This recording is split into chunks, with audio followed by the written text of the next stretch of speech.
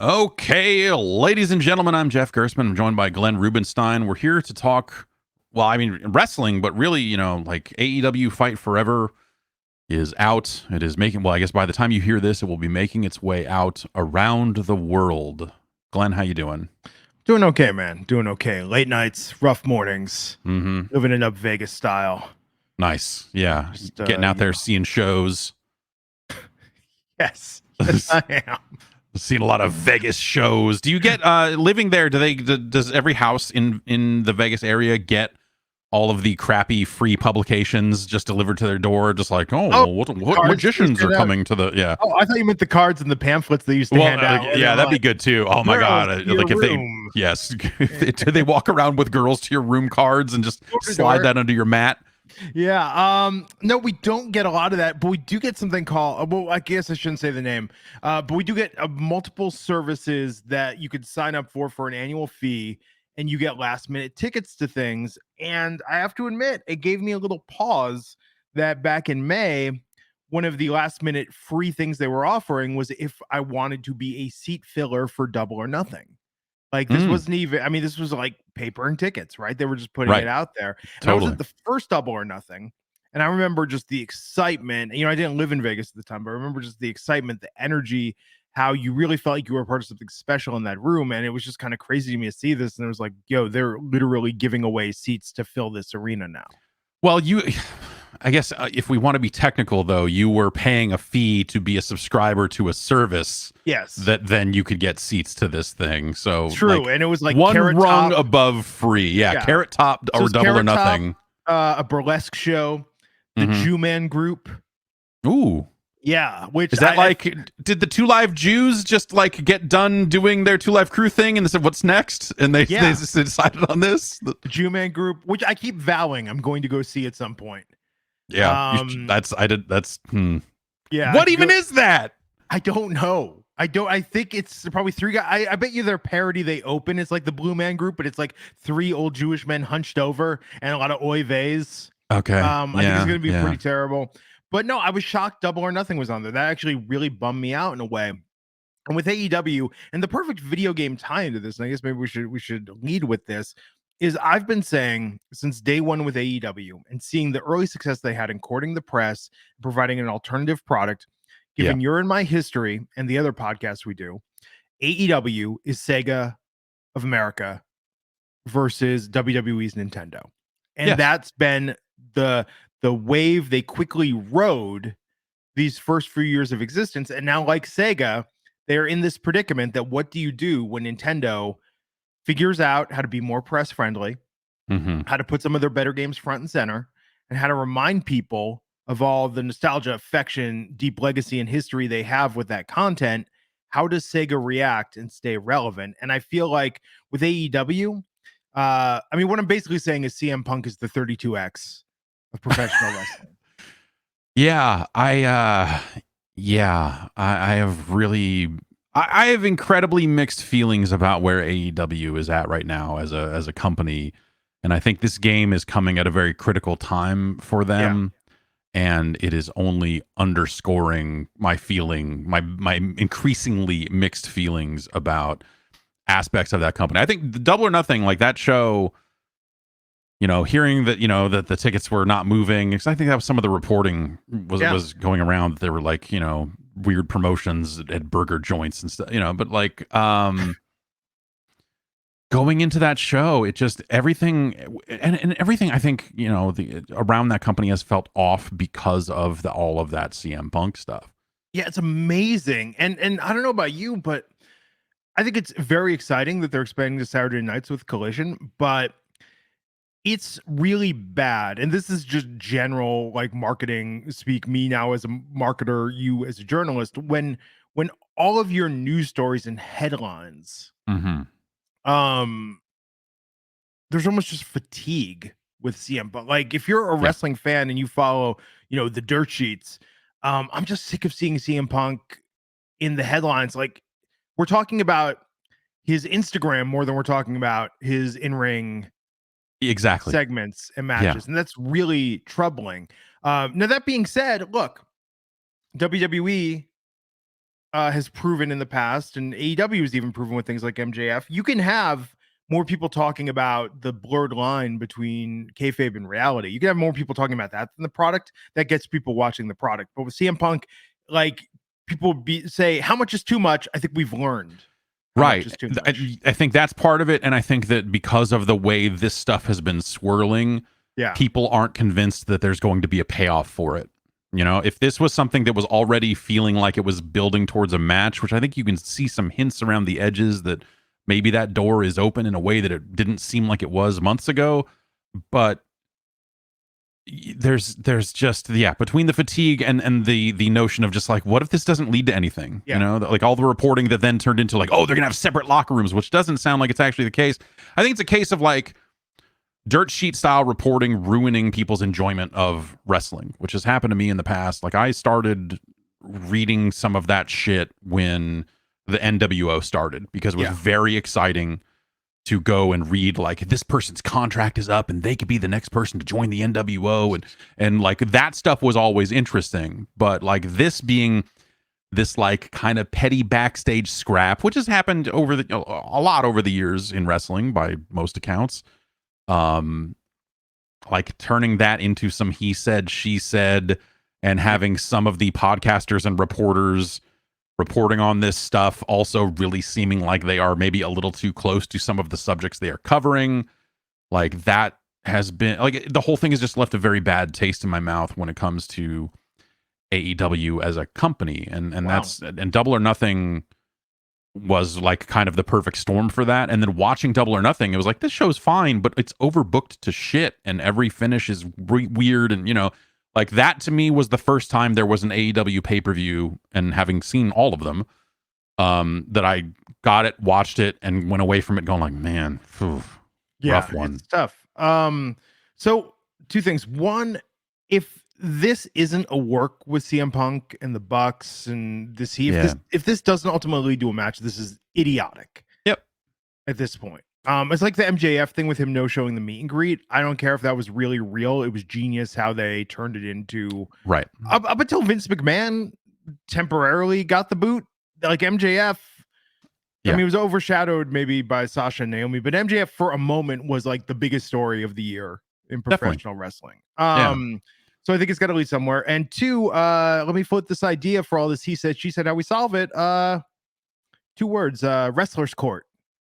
Yes. You know, yes. I think, sure. I think we've learned, I think Taker, you know, and the boys have been proven correct that this is why we need someone to sit there and delegate and satisfy and resolve these issues. Well, that's the problem. You know, it's like these fucking kids just sit around with their phones playing video games backstage. They're not playing dominoes the way we used to back in the goddamn day. Now, let me tell you about my Blue Lives Matter shirt here.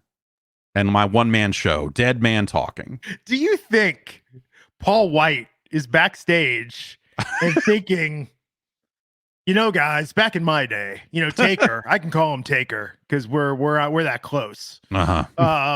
You know, back in my day, he would settle some things, and I think I could really bring some peace to this situation. Yeah, maybe, I don't know, like him and I'm like a Mark Henry. Well, I don't know, like that's. No, I trust Mark Henry. Mark Henry actually is the person I would trust to resolve this better. But I think Paul White, he's such a freaking blowhard. I could see him trying to insert himself into this, that he's going to be the guy. Yeah, I'm here to.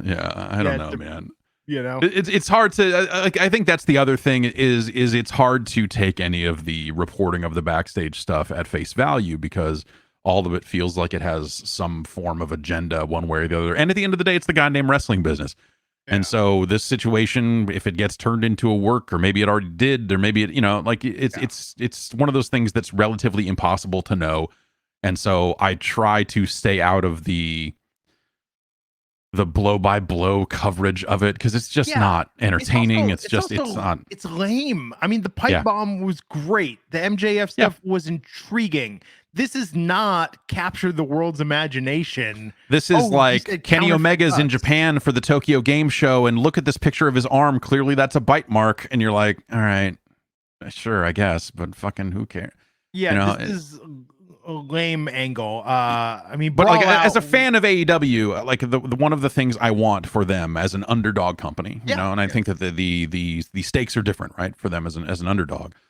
I want the people that I like to be happy and healthy and well paid at the sure. end of the day, you know. So I think there's and then I think the AEW fan base, I think pulls for that company in a much different way than like WWE fans do or Oh, whatever. And absolutely, dude. And yeah, that's the whole point. I want to say this, and I feel like I always need to say this. We're talking about AEW because I know it has passionate fans that believe the company can do no wrong, and I understand that. And I've had blind allegiance like that to various brands and things in my life, but ultimately we want there to be viable competition, and they are best poised to be viable competition for the WWE. I feel when you think about the grand scheme of things with the WWE and Vince leaving and coming back and all yeah, that shit, like please knock them down a few rungs. 'Cause yeah, one, they're at their best, and two, there needs to be competition. But I'll say the whole thing, man. It's like I don't think anyone's in this business because we, anyone's a fan of this business because we love Vince McMahon or we love TK. I think we're here to support the wrestlers. We're here to support, the yeah, talent that's out there that's doing this and busting their ass for us on a consistent basis. And I want a good environment for them. yeah, That's where yeah. it makes sense. So yeah, it's really weird. But when you start thinking about it though, man, it's like people treat the allegiance and loyalty of this. It's just like this isn't Bad Boy versus Death Row, man. Like, No, and it's not Nintendo, but it has the yeah, same vibe as Nintendo versus Sega well, versus the Sony playbook. versus Microsoft versus Yeah. it's all that same like fanboy garbage. And like I'll say straight up, like I watch everything AEW puts on television, and I enjoy it a great deal. Mhm. I think I also watch quite a bit of WWE, and I find it entirely forgettable. Like 90% of it is just like gone as soon as it's off the screen. Yeah. And but at the same time, I would not also say that I think that AEW is running a perfect program. SmackDown is like 30% of a fantastic show. Yeah, the Bloodline bit is good, and then there's like some matches that are fine. I think the other like the match quality argument across all these programs gets like blown out of proportion in a way that I think we've reached a point now that like if you're wrestling on a major television show for WWE or for AEW, you can wrestle fine. There are some Yeah. people that that's maybe there's some exceptions of people who are like more attraction based than otherwise. Like I don't think Ronda Rousey's a good wrestler. I don't think Ronda Rousey's much of a good anything, but that's not why she's there. I think she's a Um, fantastic actor because in the Entourage movie, I really believe she was in a turtle. well, okay, all right. There's that. And in I my guess. head canon, that's who her husband is. Whenever they Right. talk about she's taking Yeah. time off, I'm like, it's Mm. Turtle Man. Like Yeah. that's who she's hanging out with. But no, I think Ricochet is phenomenal. Totally. Yes, they have some. Yes, I'm not saying that like Yeah. all of them are like on the same level. Like obviously there No, are some yeah. that are better than others, but I think the baseline, Yeah. the established line, is like totally fine. So like when people go like, "Oh, fuck the Miz," I'm just like, dude, what are you talking about? Yeah, Like the Miz can totally go. He's fine. Like for in the WWE style, he's fucking perfect. The Miz has spawned an Yeah. entire generation of heels. Yeah. He's the template. He's the blueprint for the Austin Theories, the Grayson Wallers. Even you could say MJF to a degree sort of started from that point, and then did his own thing. But I mean, Well, I guess the thing I'll say is that I've written some notes here about the Yeah. we'll talk about the game, but also this. My notes here say Grayson Waller sucks is what I've written down here. Um, And I think that they need to never like this whole thing of the fake talk show yeah, I know. is fucking death, man. And so when they bring this here's this new guy out, because I don't fucking watch NXT, so I don't know who the fuck this guy is. When he comes out and he's just like, here's another guy who's gonna suck up to heels and like, oh, he's a bad guy, but he's gonna pretend he's so popular.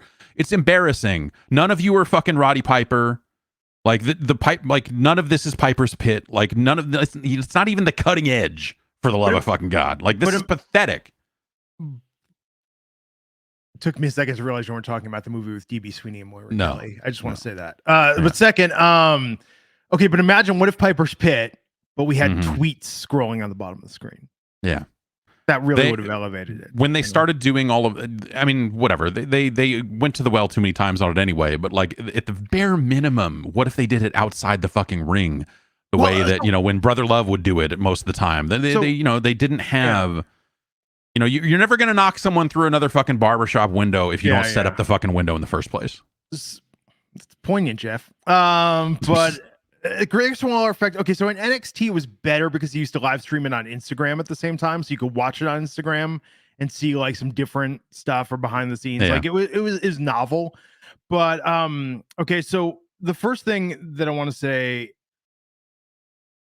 in this day and age, in 2023, if your gimmick as a professional wrestler is that you're a really, really good professional wrestler, you don't have a gimmick. Like that that doesn't fly. Like everyone's a really good professional wrestler in 2023. Everyone's either good enough or they're phenomenal.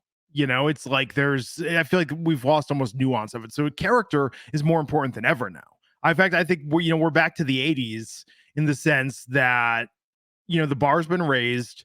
We know the average quality is the best it's ever been in the ring. So your character really matters. I think with Grayson, I'm shocked that he got called up when Austin Theory is there, because when Austin Theory became on the main roster, I was just like, like this is death for one of them if they're both on the main roster. Sure. And then I thought for a while it was going to be WWE franchising it, where one's going to be the SmackDown version, one's going to be the Raw version, kind of like with Maximum Male Models and Pretty Deadly. Like they're so lazy with this. I mean, they did this with the Riot Squad and Absolution. I mean, they always do this, right? They like have the same thing with slight variances on two different shows, and they see which one gets over more.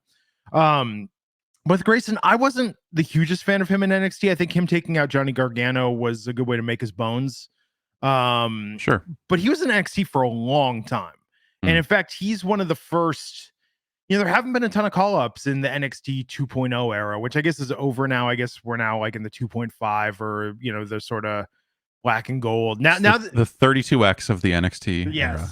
Well, actually, now they're saying, and this infuriates me to no end, where they're like, now that the TV rights deal is coming back up, and now that the dust has settled on all the shakeups there with Triple H, HBK, Vince, out and then in, now they're saying, now they're treating it like a third brand again. And it's like, you motherfuckers, like this was, and it was actually the best brand in WWE for the longest time, of the brands, especially when you look at the 2016-17 era. That's kind of when I was watching it. I wasn't super faithful to watching it all the time, but like that's when I was like, oh, this is actually like an interesting show with like good fun talent. And let me tell you, I stumbled on this comparison years ago. NXT is like SNL.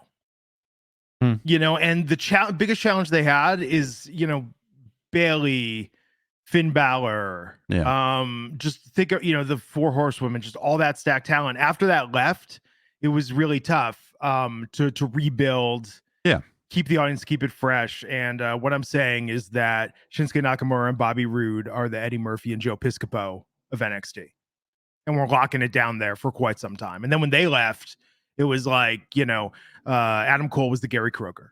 Okay. Yeah. So is Grayson Waller like a Charles Rocket kind of figure we're past that now. No, this is now like, remember that 94 season when Chris Elliott and Janine Garofalo were on the show? Yeah. Yeah. That's kind of NXT has suffered from that. But look, dude, NXT's women's division is the best women's division in all of professional wrestling. And they're in a rebuilding phase right now of that. But the amazing thing about the NXT women's division is they rebuild quickly, which is why this merging of the tag titles thing is such bullshit. And ending the lineage of the NXT women's tag titles, the Alba Fire and Isla Dawn, called up to the main roster to be fed to Shayna and Ronda, crowd booing at Shayna and Ronda winning.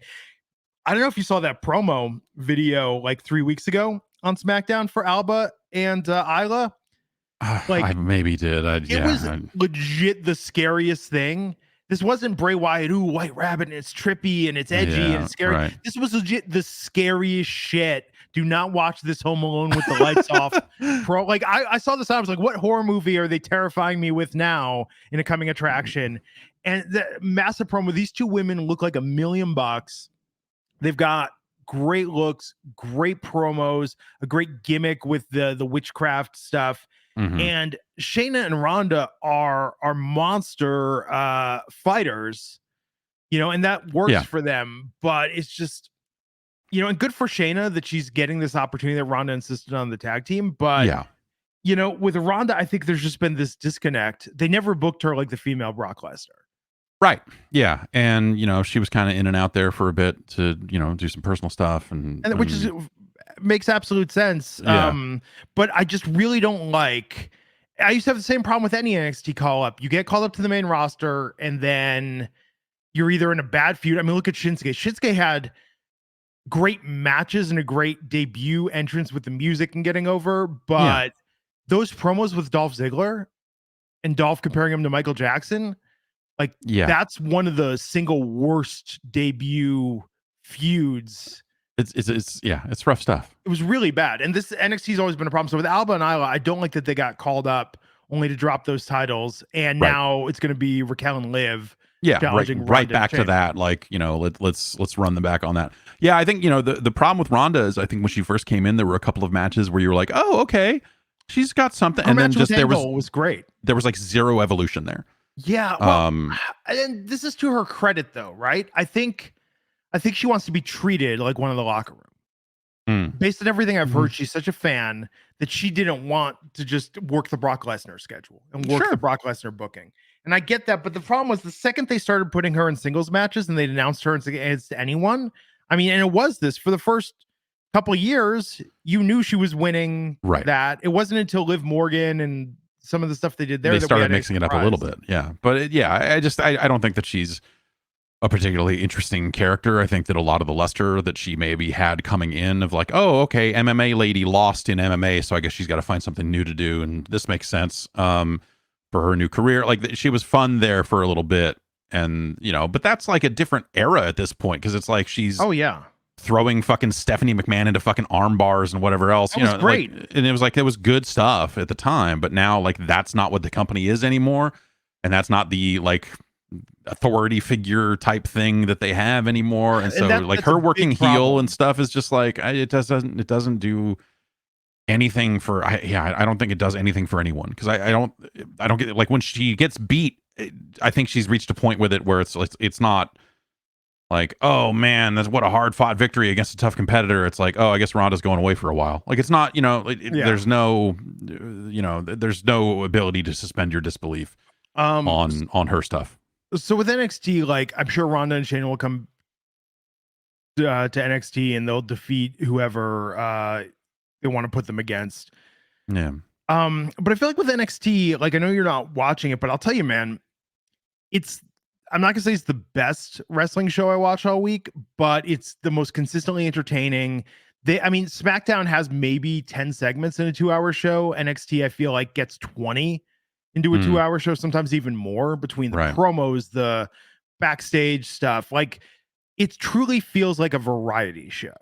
Yeah. And I think that wrestling is at its best when it feels like, actually wrestling's at its best when it feels like the Muppet Show, man. My favorite SmackDown was amazing when Daniel Bryan was the manager and was like in the Kermit the Frog role of like, what all wacky stuff do I have to keep track of this week?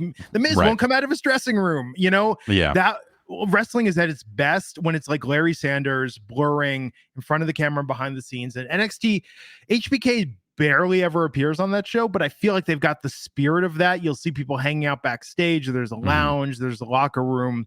You got Tony D'Angelo, which is a gimmick that I think a lot of people were like, I can't believe they're doing this hokey mafioso gimmick when it first debuted. And somewhere in the span of like the first promo on the Wrestling Inc. podcast, we all determined like this is phenomenal, actually, that they have the balls. And they had him like coming to the ring with bills in his hand and trying to palm it to the ref and say, get yourself a little something nice, and kidnapping people and putting them in the back of his trunk. Like and now he's in jail because somebody set him up. Somebody ratted on Tony D. They had a promo where he's behind the glass talking to Stax Lorenzo. Those are great names. I fucking love that NXT does this. I fucking love that they were like, in the year 2022, 23, this is the character we're going to get behind. And he got over. Yeah. I mean, that sounds fun. I mean, that's kind of the maybe my problem with a lot of stuff across the board is that like they're not just having good characters. They're not having good character segments. And so that's like my problem with AEW right now. Yeah. Is so, AEW, or at least like the people that are in AEW I think probably got me to start appreciating the physicality of wrestling a lot more than I used to. Because, you know, for decades of watching it, it was like reverse porno. I was watching the storyline stuff and the finishes and not watching any of the actual action. You know, or just not caring about it. You're like, all right, yeah, wake me up when someone hits a finish and they start counting.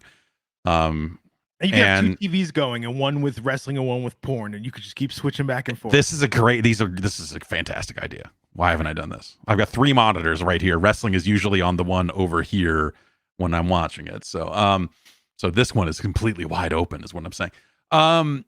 And you know, so like I've come to appreciate the flow of a match, the concept of storytelling within a match, and all of that sort of stuff a lot more than I used to. But I think that everything is at its best when it feels like there are characters and things are happening and storylines. And my biggest problem with AEW across the board, and I'm including Ring of Honor in this because I think it's maybe the one of the bigger offenders here, is that there are just so many cold matches, just like match for match's sake. And like on paper, you look at it and you're like, oh my God, this is like an amazing dream match. And it's so cool that these guys are going to fucking wrestle. And oh, Adam Cole's going to do this or whatever. Like they have amazing talent in ring, but then they just kind of burn through these matches on television week in, week out. And you're like, this is great. Like this is an amazing television show, but like, boy, what if they had built this up for a few weeks in like an innovative way? Like it feels like the storyline, the only storyline that they can really tell with MJF, for example, is that MJF doesn't want to wrestle. Yeah. And that's the entirety of his character. He's like, I'm going to try to get out of this in the same 5 ways of like, well, what if I got money theoretically? So what if I pay you to do a thing?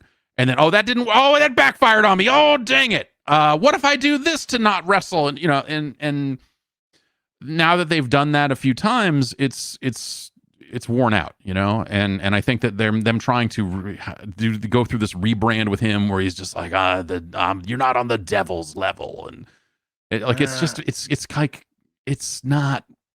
not coming together the way you want it to. And so they've got characters that I know they could do more with, but they don't devote the time to building backstage segments or storyline things that feel like real stories. Like it's their sports-based presentation and kind of biting them in the ass a little bit. Oh, absolutely, man. And I think it was dumb. And I'm just gonna say it straight up. Like it was absolutely stupid when they started. Like, we don't need producers and writers telling us what to say in our promos. And it's like, look, the problem with WWE isn't that they have producers and writers. The problem is Vince McMahon and Michael Hayes. Yeah. And some of the people at the top. The concept, you know. So for anyone that's listening, I don't think anyone, maybe someone's watching this that doesn't know us or our history, but it's like, remember back when we had drama class together, because we've known each other that fucking long. Yeah. Like Mrs. Gardner would say, like, you just can't go out there on stage and be funny or be like, I'm going to just wing this. And yeah, improv, you might have something occasionally that hits, but you have to write stuff down and then rewrite it and rehearse it and then go out there and do it if you ever want to entertain people and not have it be awkward as fuck. Yeah, I mean, I've definitely fucking flown by the seat of my pants a little bit, and sometimes it works, sometimes it doesn't. But for me, that's exciting, and I don't care if the audience is yeah. But if you've got 2 hours on cable each week, right? Actually, wait a second. We used to have 2 hours on cable each week. The times we just turned on a camera, it was fucking terrible. It was goddamn abysmal. But also, we were like 16. You know, of course, it was gonna be fucking terrible. But okay, but what I'm saying though is, do you think the average talent? I think a lot of the BTE stuff is good, but I think that a lot of these guys think they're hilarious and think their in-jokes are hilarious. And I think that coasted for a while, but we're past the point now of that working. So the most promising thing, and it kind of flew under the radar, but the most promising development in AEW right now is Jimmy Jacobs joining as a writer and working backstage, because 2016 SmackDown is double S tier. As far as on-screen product mixing, behind the scenes, creative, and matches. I mean, part of me now, it's almost been long. If maybe we get to the 10th anniversary, I'll start doing a podcast where I just rewatch that year of SmackDown. Split. Yeah, like 2016 to 2018, because that was phenomenal. Like the best it's ever been. I think that's probably my favorite wrestling show ever. Yeah, that stuff was pretty good. Yeah, my hope, because I feel like AEW, like again, I watch it every week and I enjoy it every week. Like Yeah. it's to me that is the best wrestling show on television by a fucking mile. Like Dynamite, and then Collision is fine and still too early to tell. But I enjoy Rampage. You know, like I like the AEW product a great deal. But I just, again, like I think they just need a little bit more. And you see hints of it, you know, but like none of it. I guess like they've run out of rope a little bit on some of this stuff. Where like, you know, at Forbidden Door last night, as we're recording this, you know, they finally pulled the trigger on a Jungle Boy heel turn by having him lay out Hook, and you're like, okay, what, that doesn't. I don't. Like, I still don't think Jungle Boy is a good enough, like, on a microphone to get a story across, and he's fun in the ring and it's got a fun theme song, and but I just, that doesn't, nothing about that character is working for me. So like the idea of him going up against Hook, and then like, what is he going to win the FTW title, and it's going to be like Hook's big first challenge? Like, I guess, but Yeah, you know, it doesn't, like, the storylines that they do kind of happen into oftentimes don't hit. And I think the less scripted nature of the promos and stuff is interesting in kind of a throwback sort of way. But, you know, yeah, I don't know. It's hard to know without knowing how it's going backstage. And that's the sort of stuff that, like, when you read the reporting, I have to take all of it with a grain of salt, because so much bullshit has been swirling out of that place, top to bottom, that you're just like, well, I don't know. And then they're like, well, Brian Danielson's helping out with creative on Collision, or he's doing this. And you're like, okay, I don't, is that good? Is he actually good at that? Like, you know, he's an in-ring performer. Like, I feel like one of the problems they maybe have run into is the classic, like, fucking Ric Flair booking WCW back in the day shit of Dusty Rhodes booking the territory of just like, hey, don't put active wrestlers in positions of fucking power. You have 3 of them that you claim are executive vice presidents. I still don't know if that's real or not. Is that something where they have any real stroke? Is it like, you hear stories about like, oh, well, Kenny Omega helped put together the women's division early on, and, you know, of course he was the liaison for Japan and brought a lot of people over, and like that makes a ton of sense. But like the idea of just like, hey, we've got the young bucks here, you know, generation me, we're gonna let them write some television. You're like, no, that doesn't. I know. Like, come on. It's clear, if we've learned anything in the last year or two, it's that Tony Khan does not have a tight leash of control over his roster. Yeah, that's definitely the impression that I get. Yeah, sure, yes. I think there's enough stuff out there that you look at it and go like, yeah, this stuff needs to be reined in better. And you don't rein it in by going like, hey, Chris Jericho, could you help me rein this in? You've been around. You're a locker room leader. Like, sure, maybe he is, but also he's still on television every fucking week, and so they need more people respected, and maybe they have it now. And again, like that's the part I can't really say one way or the other, but like the impression one gets is you need to be able to kind of lay down the law with some of these fuckers. And maybe now that CM Punk's back on television, maybe that's a fucking maybe that's an in the past sort of thing, and we don't need to fucking ever bring it up again. But that's definitely been, it's been dogging them for the past 9 months or however long it's been. Yeah, like having that be the main story out of there is like, oh, by the way, there was this backstage fight, and these guys are EVPs. Like, they keep bringing that up as if that's like okay, but they're also like they have wrestler contracts, so it's like it's not like they're full on office personnel. Like, what, you know, so. Jericho's stuff. Jericho was a consistent creative high point, so whatever he was doing for himself, but that makes sense because he was doing it a long time and understands TV. I mean, he collaborated. I mean, Jimmy Jacobs and him came up with List of Jericho. Like, Jericho knows how to write and be funny for television. Yes. And I think that like Jericho's position on the card largely as this kind of stepping stone of just like, hey, you're going to do your time feuding with his fucking goons. Yeah. And ideally, though it hasn't always worked out that way, but ideally once you're done with that, you're on your way up. I mean, that was at least the theory for like a Ricky Starks. You're like, okay, Ricky Starks seems like a guy that should be going somewhere. I think his weird pose thing, it looks bad every time he does it, but like Ricky Starks has something for sure. And then like after that happened, now he's like being injected into the same match on the second week of Collision to take the pin, and you're like, all right. Oh my god! And like Rampage, just how did they turn that show into Sunday Night Heat so quickly? But I mean, it became a joke on the Wrestling Inc. podcast where, okay, they're going to essentially open with the main event, and give you like a really good technical match. We're going to have a women's match halfway through. And then in the closing match, Orange Cassidy is either going to be in the match or involved in the match somehow. And then after the match, people are going to come out and attack, and it's going to turn into a big fight. Yeah. Like every fucking week. And the problem with the pre-tape show in the year 2023 is if something great happens, it's spoiled ahead of time. And if nothing great enough happened to spoil ahead of time, you know you can skip the show. And normally I would say like, oh, that's like an insider message board type thing. And how many people really are we talking about that fit that description, and how many people are really caring about this online shit. But I guess, you know, That's when you look audience. so that's the audience they've been courting. And you're seeing it now with this CM Punk stuff. Yeah. Where you've got him back in Chicago and you're like, okay, yeah, he's getting a reaction. And then every night in Toronto that they've had, he's been getting, you know, well, I'll charitably call it mixed reactions, but like Toronto booed the shit out of him on that pay-per-view last night, to the point where he was like playing to the crowd to kind of like hype it up a little bit and trying to encourage it or whatever, in a way that's just like, you know, that's them booing backstage bullshit. That's not them booing his performance in the ring. That's them booing like, hey, the last 9 months of this has been shoved down our throat, whether we like it or not. I spent too much time online and read too much about wrestling, and now we don't like this guy. And you're like, okay, like that's fucking stupid. It's a dumb situation of their own creation, really. Isn't it amazing, though, if you look at the last 10 years as bookends of CM Punk's career, from Pipe Bomb to Brawl Out and all this stuff? Like, it's and if you look at everything that happened in between, it's amazing. It's amazing that we even got here after UFC and after him, like writing comics and acting and saying, I'm never wrestling for a major promotion again. To have that comeback, this has been a very weird story in the history of it was very easy for him to say, I'm never working for a major promotion again, when there was only one.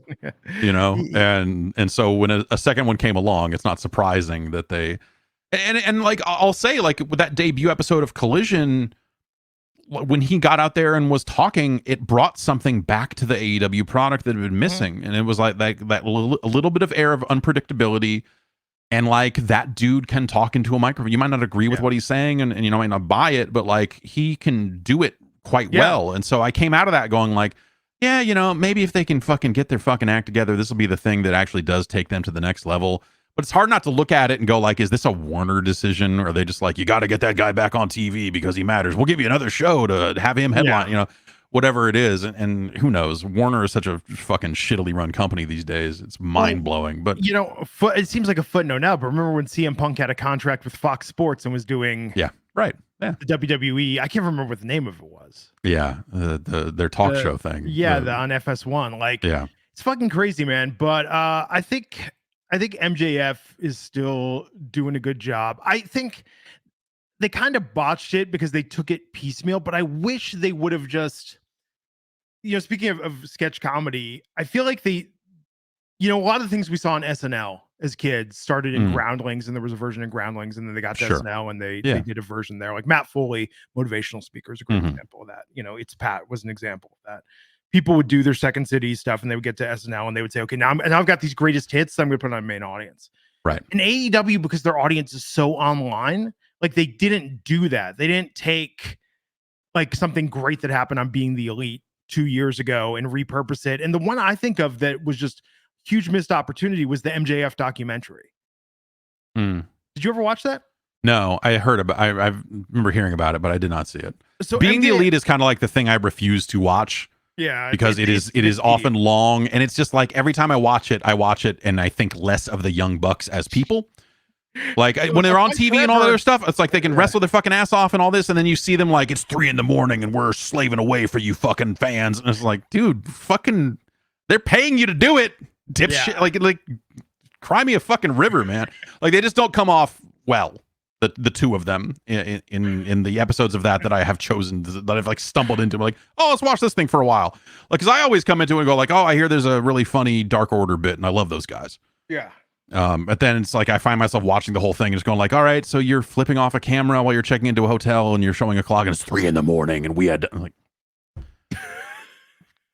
dude, fucking get over it. Where's the Jeff Gerstmann documentary for your Patreon? It's 3 a.m. and Jeff's playing games and you're like, motherfucker, you're like, well, I am getting paid for this. Yeah, motherfucker. God damn it. But the MJF documentary is amazing. I don't want to spoil it. Just Google it, watch it, and you look at that and you're like, man, if they would have done this on TV, this could have been the story that would have taken MJF to the next level.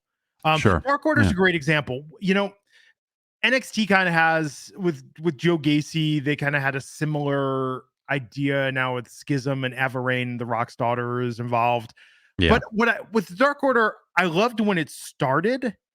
And then I loved when Brody Lee came in, but then they dropped all the like you know, like if you look at those original promos, there was so much potential there. Yeah. You know, I used to joke like, oh, we're gonna find out that's like a multi-level marketing scheme and they're pushing Herbalife, you know. Yeah, definitely. Like that was the vibe of the videos and stuff. Obviously, you know, with Brody Lee's passing, I think, you know, plans have to change a little bit. But you know, I think that the individuals that were in that, most of them, like I love, and you know, like I did some videos with him, so like whatever. But like I love Evil Uno. I think that he is an amazing character. I feel like he embodies his character in a way that like I think a lot of wrestlers don't. Where like even when he's walking, there's a bit of a, you know, he's that hand behind the back, hand out here, going kind of guy that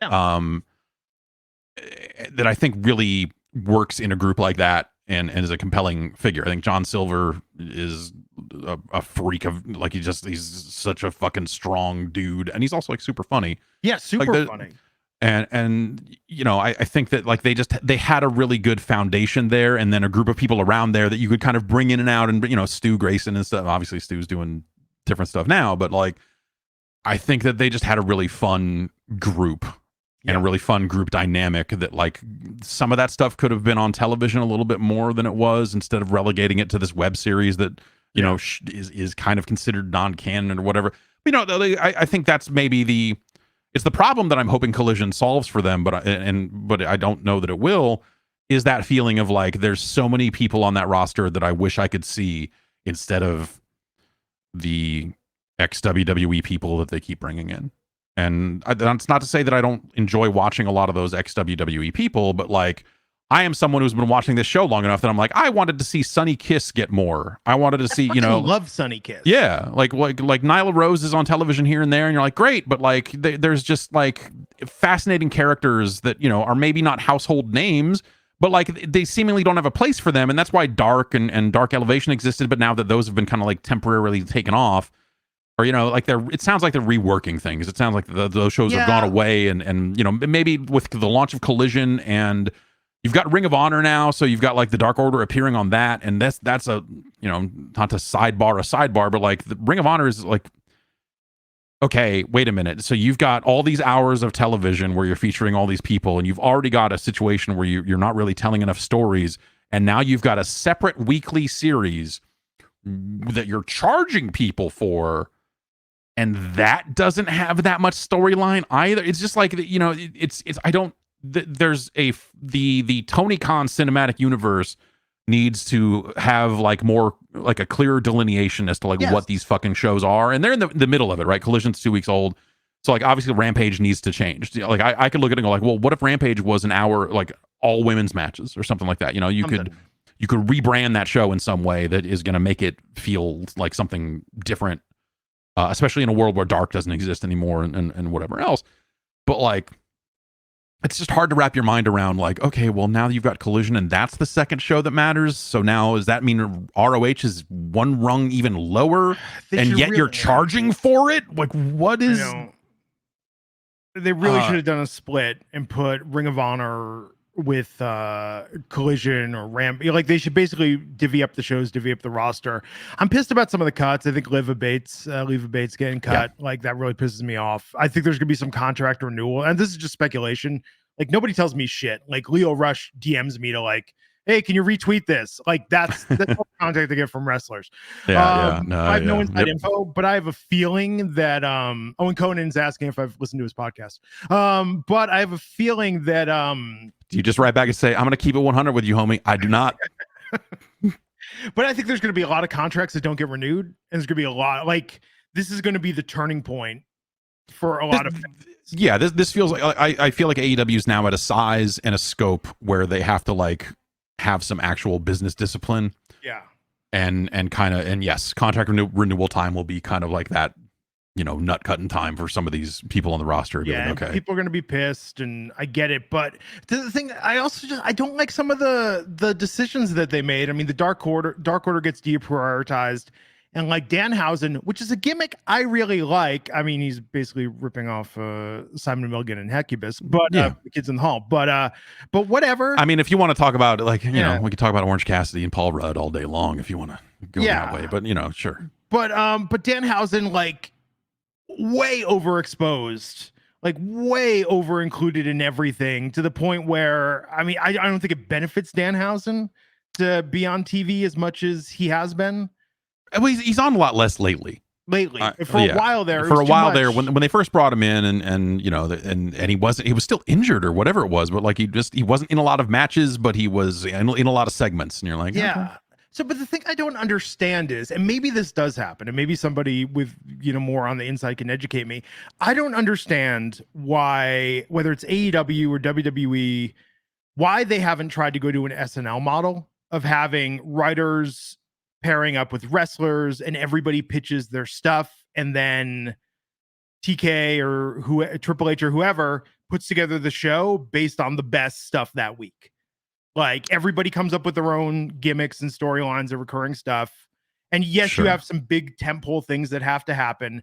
But I'm a big believer in a meritocracy and just having it where it's like, okay, Dark Order, if you've got a great video you did, maybe we'll put that on the air this week. Because it looked like they were AEW digital shorts.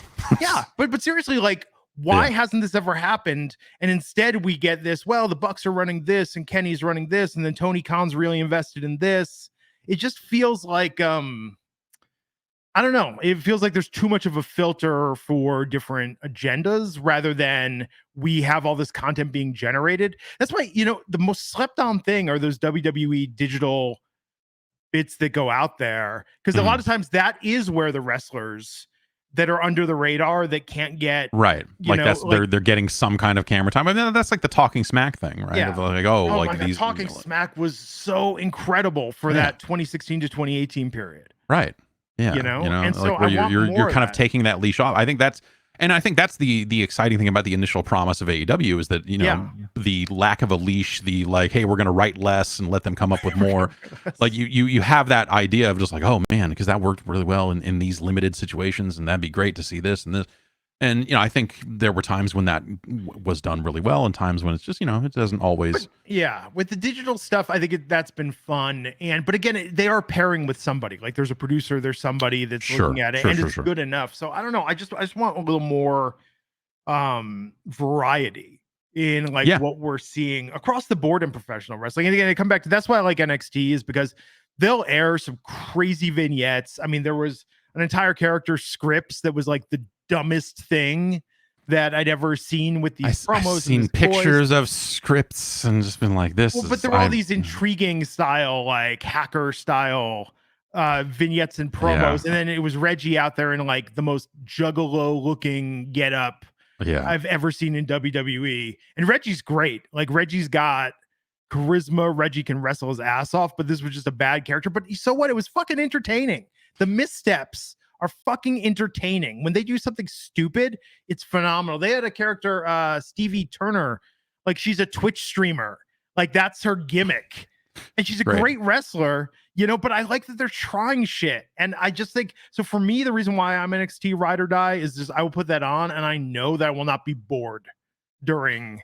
Sure. I mean, that's the kind of the wall I've been hitting lately with a lot of WWE stuff is, at least SmackDown will have some kind of bloodline thing, and that, and that's getting thinner by the week.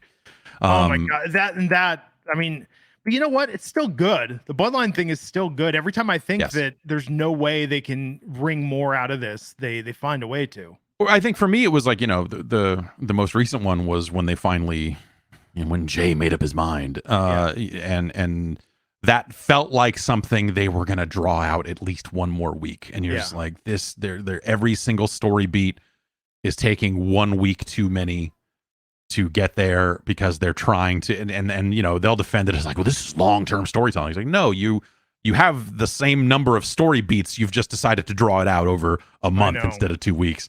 And but when it's good, it's good. Like it's still the best storyline thing, some of the best acted stuff that has been in wrestling, probably. Period. Oh man, I'm still in the afterglow that Sami Zayn got a heavyweight championship opportunity or a universal championship opportunity in Montreal. Like that was. I still think Sammy should win that title off Roman, but I've also resigned myself to the fact that Roman ain't losing that title anytime soon.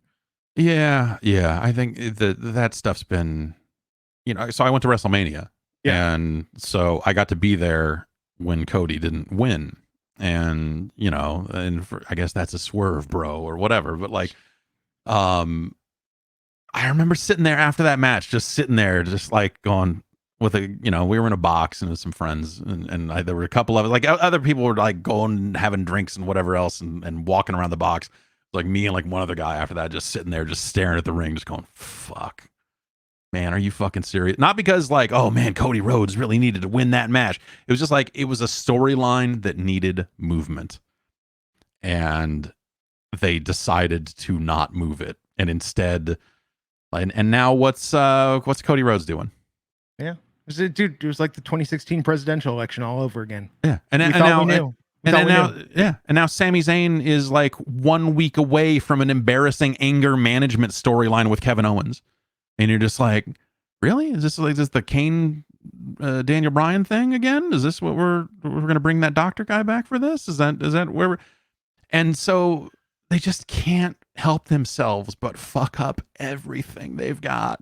Eventually, and that's the problem with a weekly television show is it's going to be good, it's going to be bad, but whatever. I've like Raw at this point, I put it on, and I think like, and this is the only show I do this for. Everything else I watch to its completion, but I get about 2 hours in on Raw, not deliberately. It's just like usually that's when it happens, and I just kind of look at it and just think, what the fuck am I doing? And I turn it off, and I don't watch the last hour of Raw anymore. And I've come around on Seth Rollins in a big way, where again, I mean, like his character, his weird like hype beast thing that they're doing with him in the dumb fashion was really rubbing me the wrong way for a long time. And then I came to this realization, because like you see him in interviews, and like people will ask him like, oh man, like in any other era you would have been the fucking guy, unfortunately Roman's here, huh? And he's like, yeah, well, I try to get to the top of the card, do my best, and whatever else, and it's this situation where I realized like that, and I can't remember if we talked about this before, just offhand somewhere, but like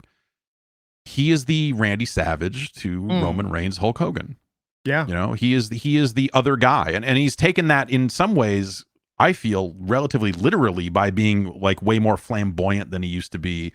And a lot of this other stuff. And I feel like that made his character click for me in a way that it hadn't before. I'm like, okay, yeah, he's gonna be this over the top weirdo. Like no human being fucking stands backstage in a room and just cackles going the way he does, but it works for him. Where's his Slim Jim deal? That's what I want. Exactly. Well, whatever. He got the consolation prize. He got a title belt. The most embarrassing thing that I think that company's done. Not that's that's the most embarrassing. No. But I like and I don't even mean for him in a here's a consolation prize sort of way. I mean in a, you've got this historic run happening with Roman Reigns, and now you're undercutting it by just creating another belt out of the air. And he was defending it on NXT against Braun Breaker last week.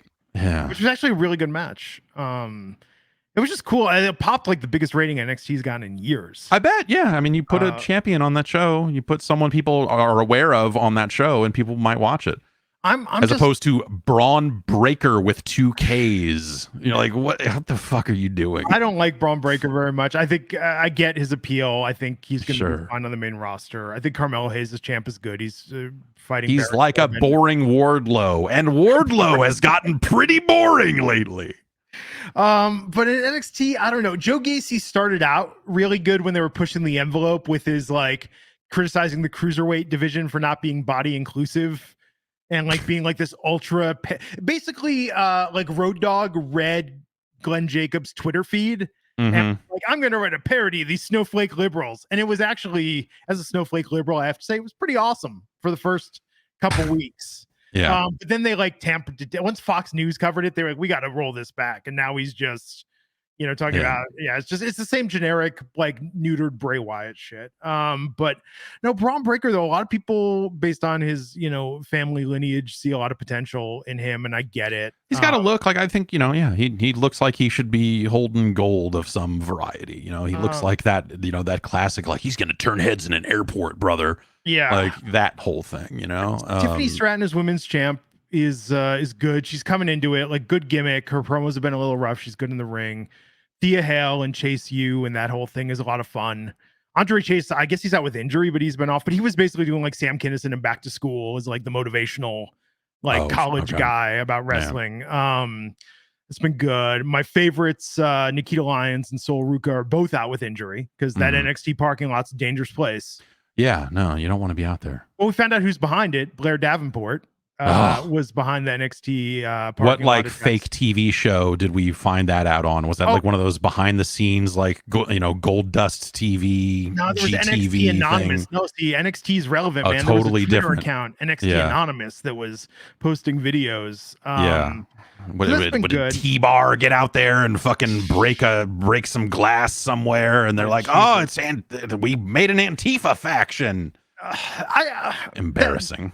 But again, had they gone all the way with that, that would have been good. They rolled it back. Yeah, that's the problem. They have an inability to go all the way with anything. I know, because they're trying to be, for as much, it's Disney. Like it's the funny thing. People don't talk about the Attitude Era and they need to get back to that. And like it only happened because it had to happen competitively. It's not anyone's comfort zone. It's not where they work best as a business with advertisers and all this other shit. And so, like they're always going to do that. I think that's, again, one of the reasons why I prefer AEW. For as much as I think AEW, and they're better about it now. Right now, I think my thing with AEW is that they need to like go down the card and just be like, hey, are you planning to like flip off the crowd at any point? And ask yes or no. And then if they get too many yeses, they come back and be like, you don't do it and you don't do it. Yeah. Because it's just because too many people are doing it and it just looks fucking dumb. Yeah, the same way that at some point they were like, for the longest time, it was like every fucking other segment, someone had to say the word shit. Yeah. And you're like, I get it, man. It's fucking edgy TV. But like when all of you do it, you sound like fucking idiots. Yeah. And so they've whether it's a network note or whatever led to that, they are much better about that. And WWE has like 3 insults that you can toss at somebody. It's it makes me think of, man. I mean, I know he's a polarizing figure, even more so in recent years. But it's like, man, I think back to when Enzo roasted the cruiserweight division. Like I've gone back and rewatched that so many times, and apparently that was all off the top of his head. But if you've been listening to the Realest Champs podcast, Enzo's podcast, that oh my god, like I put that on, and again, I find Enzo entertaining, but Jesus Christ, there's like 10 episodes, and each of them are an hour of him just ranting into a microphone. And like he has notebooks that he's written like full of stuff. But that cruiserweight roast was phenomenal. I mean, he must, if he hadn't pulled that shit at Survivor Series, he would have been back in the company for years now. Yeah, perhaps. I don't know. Like the story I always heard is that literally everyone backstage thought he was a total piece of shit and didn't want to fucking be around him. So that, definitely didn't help. But like, there's definitely been people. Yeah, there have been people that have fit that bill that have had long careers there before. Yeah, so who knows? I can think of a lot of people. Yeah, that have exactly. It's not exactly disqualifying these days, but at the time that all that was going down, maybe that was a little less. But yeah, I want people though that I just want more variety, man. Even on NXT, Dijak, former Dominik Dijakovic, Dijak with his Hard Justice, which I think I accidentally rented once in the 90s and was like, oh, cool, it's not my thing, but it's cool. It's something, man. Like I recommend you guys turn on NXT one week. I guarantee you will make it all the way through. It's maybe I'll give it a look. That is you might be selling me on at least like giving it a try, because I think like SmackDown and Raw have both just become such forgettable television, and they design it that way. There's so many recaps, so many other things. It's like the beautiful thing about wrestling is that it's like this perfect like half watch of just like it could be on over here and I could be doing 9 other things and look over and going, Kiana James wanted to buy Fallon Henley. Fallon Henley has a bar that her parents own, and Kiana James wanted to buy the bar because they were behind on their mortgage, and that led to a feud.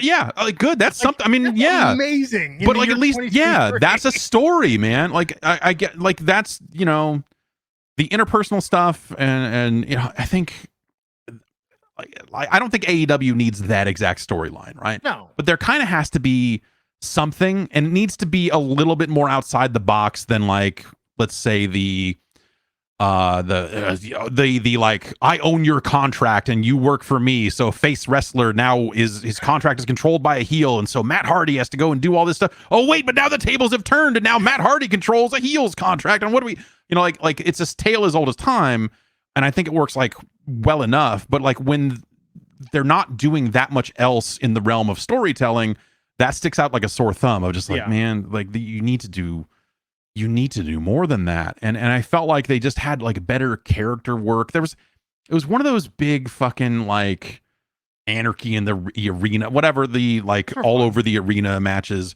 It was when Hangman was drinking on camera a lot. Yeah, and they did that angle. Yeah, and does he have a problem? Which was a little, maybe a little insensitive in this modern era, but interesting though. But like, they cut to him in the back, and he's just like in mid-match, and he's just like sitting at a bar, fucking having a drink, and he's like, "All right, let's go." And then, like, it's like a great character moment.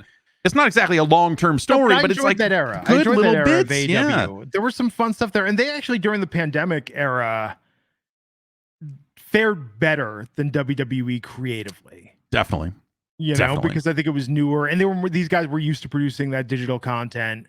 But yeah, it's just been rough, man. I mean, and all these fucking indie guys are used to wrestling in front of nobody anyway. No, but like, yes, it was an amazing show, and I want AEW to turn the corner, and I feel like at bare minimum, I would like to hope that CM Punk being back on television is at least gonna like work towards closing that fucking dumb chapter of backstage bullshit. Yeah. They will eventually build to a match that capitalizes on it. And then they can just fucking move on and fucking not have this like dark cloud hanging over them. And that's my hope, which leads me to the video game. Yes. Which, when we talk about dark clouds hanging over a thing, I think that the production of this video game, the promotion of this video game, the release of this video game, I feel like it was impacted by a lot of this bullshit. Because you've got a game where you're like, okay, CM Punk's on the cover and he's the hot shit, and we're gonna, oh wait, maybe we don't want that. And so now in the 2 weeks leading up to its release, they're suddenly going like, here's a video of this, here's a video of this, and here's a video of this. Like, they're like fast tracking this like marketing campaign after months of having nothing to say about it. Yeah. And also that game has been in development we have to look it up, but like, it feels like a game that's been in development forever. And when you play it and you see the roster and you see how out of date it is, and you see like how like relatively shallow it is. And I think they tried to set people up for this by saying like, hey, you know, we're trying to recapture the magic and fun of those old N64 games you used to like. And we got the people involved in that, but also Ukes, and no one likes Ukes, but hey, we're going to tell them to make the N64 games that they didn't make, even instead of the PlayStation games that they did. Okay. And we brought on one guy that has lineage to the N64 game and had him consult on it. It's a really weird product, but like, I guess like it kind of starts for me with how dated it is, to the point where, you know, Regal is in there giving you hints in the training mode. Crazy. And yeah. I mean, so where to begin with this? Okay, so here's the thing on the roster. This isn't a cartridge where you have limited memory. Yeah. This isn't a game. The play physics of this feel like a bit of a throwback. The character models. This wasn't a high mocap game where we have to get everyone in there. No, they hand animated it. It's a deliberate choice they made to try to ape the N64 games. So the idea there's a limited roster in this, there is no justifiable explanation for why FTR is missing. So I can tell you why. Because at some point they have to lock this shit down. Sure. In terms of who they can put, especially if they want to integrate these characters into the story mode, and which they don't necessarily have to. No. But they have to lock their roster at some point. WWE Absolutely. games go through this as well, you know, and they lock. I bet that this game was supposed to ship like a year earlier than it did, and some shit went down, and you know, the whether how much of that was related to the CM Punk stuff or not, like. But like you look at this, like, and then you look at the tumultuous times the company went through from Cody Rhodes leaving, who was still in the game. Even though he's headlined WrestleMania in the time since this is, you know, since this game entered development. You've got the Regal stuff, obviously. The Regal thing is actually the one thing I look at and go like, you could have cut this. Oh, and it's still because photos. His presence is it's still photo and voiceover. There's such a low amount of voiceover in that game that could have been anybody. They could have had, hey, Excalibur, could you get in the booth and like read these 8 lines, or Danielson, or just somebody with it. Yeah. Remarkable that he's still so that one I look at as like they could have changed that if they wanted to, and they you know didn't. But like with these rosters, you can't just have infinite numbers of people. The team is only so big. They're only going to have so much time to do stuff. And so at some point you have to go like, this is the roster we're going with. We're locking it and we're moving forward to try to make sure that we can animate the finishers, to try to make sure we can animate whatever we need. If we need voice lines from them, can we get them? And so this is kind of how it has to be. Unfortunately, because this game was in development so long, they probably hit that cutoff point where they could really only make minimal changes, if any. A long time ago. Yeah. So if this game had come out, I think, on a more normal schedule, you wouldn't be saying, why isn't FTR in it? You'd be like, oh, it'd be nice if they were, but I understand why they, you know, because they have only been in the company for this amount of time and blah, blah, blah, you know. But because of the whatever happened with this thing, they were dealing with a game with a locked roster and then had to basically sit on it for a fucking year. You'd say like, oh, well, they were polishing it up, but this is not necessarily a polished product.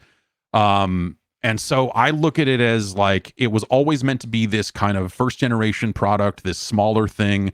It's not something they're putting out to try to directly compete with 2K's WWE games, because that's a machine, whether you like it or not. And I tend to not like those games. And the other thing I would say is like, when that WWE game came out, there was a bunch of fucking holes in that roster. There was a ton of people that are like, oh, these people aren't even with the company anymore. And that's the same way every year. This year's better of WWE. The roster this year is better. Yes. But not, you know, there's always going to be some holes in it. It's just how it works out. Sports games always deal with this. Looking at the list, I think Ruby Soho, Ruby joined the company, what, a year and a half ago? That sounds right. So she's the one that jumps out as the most recent addition to me. But it's like, dude, you've got Paul White in the game, but you don't have Hook. Right. You know, but like, you know, that's probably a marketing choice. They're like, well, people know who that guy is. People don't know who Hook is. We can do Hook DLC down the line. We can do, you know, like Dark Order's not, you know, like, or, you know, Uno's not in the game. Like people that have been with the company for years. Like they made a lot of choices to, again, and I think for budgetary reasons, or because they thought about this as being a smaller game out of the gate. Well, but it's just $59.99. Like this so is that's not the priced. problem. I thought this was going to be priced. I thought I'd read somewhere this was going to be priced at like $30. That they were going to. I suspect that was maybe on the menu at one point. That they, as they talked about this, because again, like having some conversations, like it always sounded like it was designed to be a little smaller, a little tighter than the kind of expansive WWE product. You see that all over it. And it also, on top of that, it's a first generation product, and you know it's going to have fucking growing pains as a result of that. But this is something that, like, for a while there, because they hadn't announced a distributor or anything else, you're like, oh, are they just going to self-publish and it's going to be digital only? Because that makes a lot of sense. Yeah. And you get the impression that maybe that was something that they thought they could do, and then maybe interest in the company spiked, or whether it was CM Punk coming in, or what, you know, whatever it was, that they were like, oh, actually, now we're getting the conversations with publishers that we wanted, and they will do it. But for us to actually make this worthwhile as a physical product and all this other stuff, it has to be $60. Yeah. And I wonder if they kind of made the wrong choice there, because I think this game for 40 would make a lot more sense. It would cushion it a lot more, because it's, you know, it doesn't have full entrances, which is like some of that's maybe a corny thing to get up in arms about. But I just think about the decades of like what fans of wrestling video games would get angry about with the games year in, year out, when we would do back in the GameSpot days, it would be like, oh, well, THQ's given us a wrestler a day to reveal, and they've given us their entrance video, and people would pick it apart and go like, his leg, it doesn't move like that in the real, or whatever it was, right? So people would pick that apart. And so this, they don't even have that. Like they have this abbreviated entrance that is not unlike those N64 games, I suppose, but you know, like the guy walks out, does kind of a thing from a close up. You have a little control over the pyro which is like kind of fun. And then it cuts to the next one. And so it's just like, now here's Malachi Black, and now here it is. And so they just do all the intros, boom, boom, boom, like that, without them walking to the ring, without them, you know, and it's a weird choice. Again, knowing how fans of wrestling games get about this stuff, I look at it and go like, yeah, this seems like something you could have invested more in, and probably will next time out. So I'm in two mindsets of this when trying to look at it objectively. I want to say that if you're an AEW ride or die fan, like you're going to buy this game and you're going to get a lot of enjoyment out of this game, the humor in this game, the roster that they did include, the touches. But then on the flip side of that coin, I want to say, no, if you're a hardcore AEW fan, you are looking at it and you're like, what the fuck is up? Like, we don't even have Ruby Soho. We have some weird sound alike instrumental. I think Judas is in there, Cult of Personality's in there. Yeah, there's the Baltimore song is in there. Yeah, Orange Cassidy's got sound alike entrance. Like there's some stuff that's missing, and you're gonna be critical of the roster because you're gonna say like Danhausen shows up in the game, but not as a playable character, but he's in there. Well, again, how many matches has Danhausen had since he's I know, but well, and then hold on a second. Let's talk about our big thing, though, as far as accuracy. And again, if you're an AEW fan and you're buying the AEW video game, there's a good chance you're both a video game nerd and an AEW nerd. And I say that as someone who dabbles heavily in both. You and I both had the experience of like, oh, well, this is going to be cool. Let's load up Orange Cassidy and do the little light kicks and put our hands in our pockets and fly. And then fucking Orange Cassidy. It's in there. It is in there. Where is it? Where is it in there? So I was playing the story mode this morning because I was ready. I was ready because that was the first thing I did. Is like, I want to see Orange Cassidy do his fucking thing. And then I did the whole match and he didn't do it. I'm like, I don't know how to. But if you click the right stick, he will put his hands in his pockets. I saw that. Yes, for a taunt, he'll put his hands. But where's the light kicks? You walk around. So if you hit the kick button, if you hit the low attack button, he will do it. If I put the hands in the pockets. Yeah, the AI oftentimes won't play along. So you will start to do the animation for the first kick and the AI will hit you. If it lands, if you time it right and it lands, it's a canned animation of him doing the kicks and then doing the super kick. And then he takes his hands out of the pockets. They call it sloth style. You can equip it on a created character if you want. Okay. So that was like my biggest, like, what the fuck? And then I'm like, I gotta, and then, so that's how I found it, is when you go to the created character in the story mode, you can buy upgrades for your created characters. Okay. And some of them are like, oh, now he can kip up. Now he gets on the turnbuckles faster. So it's like some of it is stuff like that. And one of them is sloth style. And I was like, well, what the fuck is that? And I was like, Jeff, when the embargo lifts, you got to put this out there because this is going to be one, there's going to be outrage. And two, people are going to want to know. This is the SEO fucking thing of the game. I was like irate. Yeah. At this. And for the last week, I've been like, I can't believe they just fucking treat everybody exactly.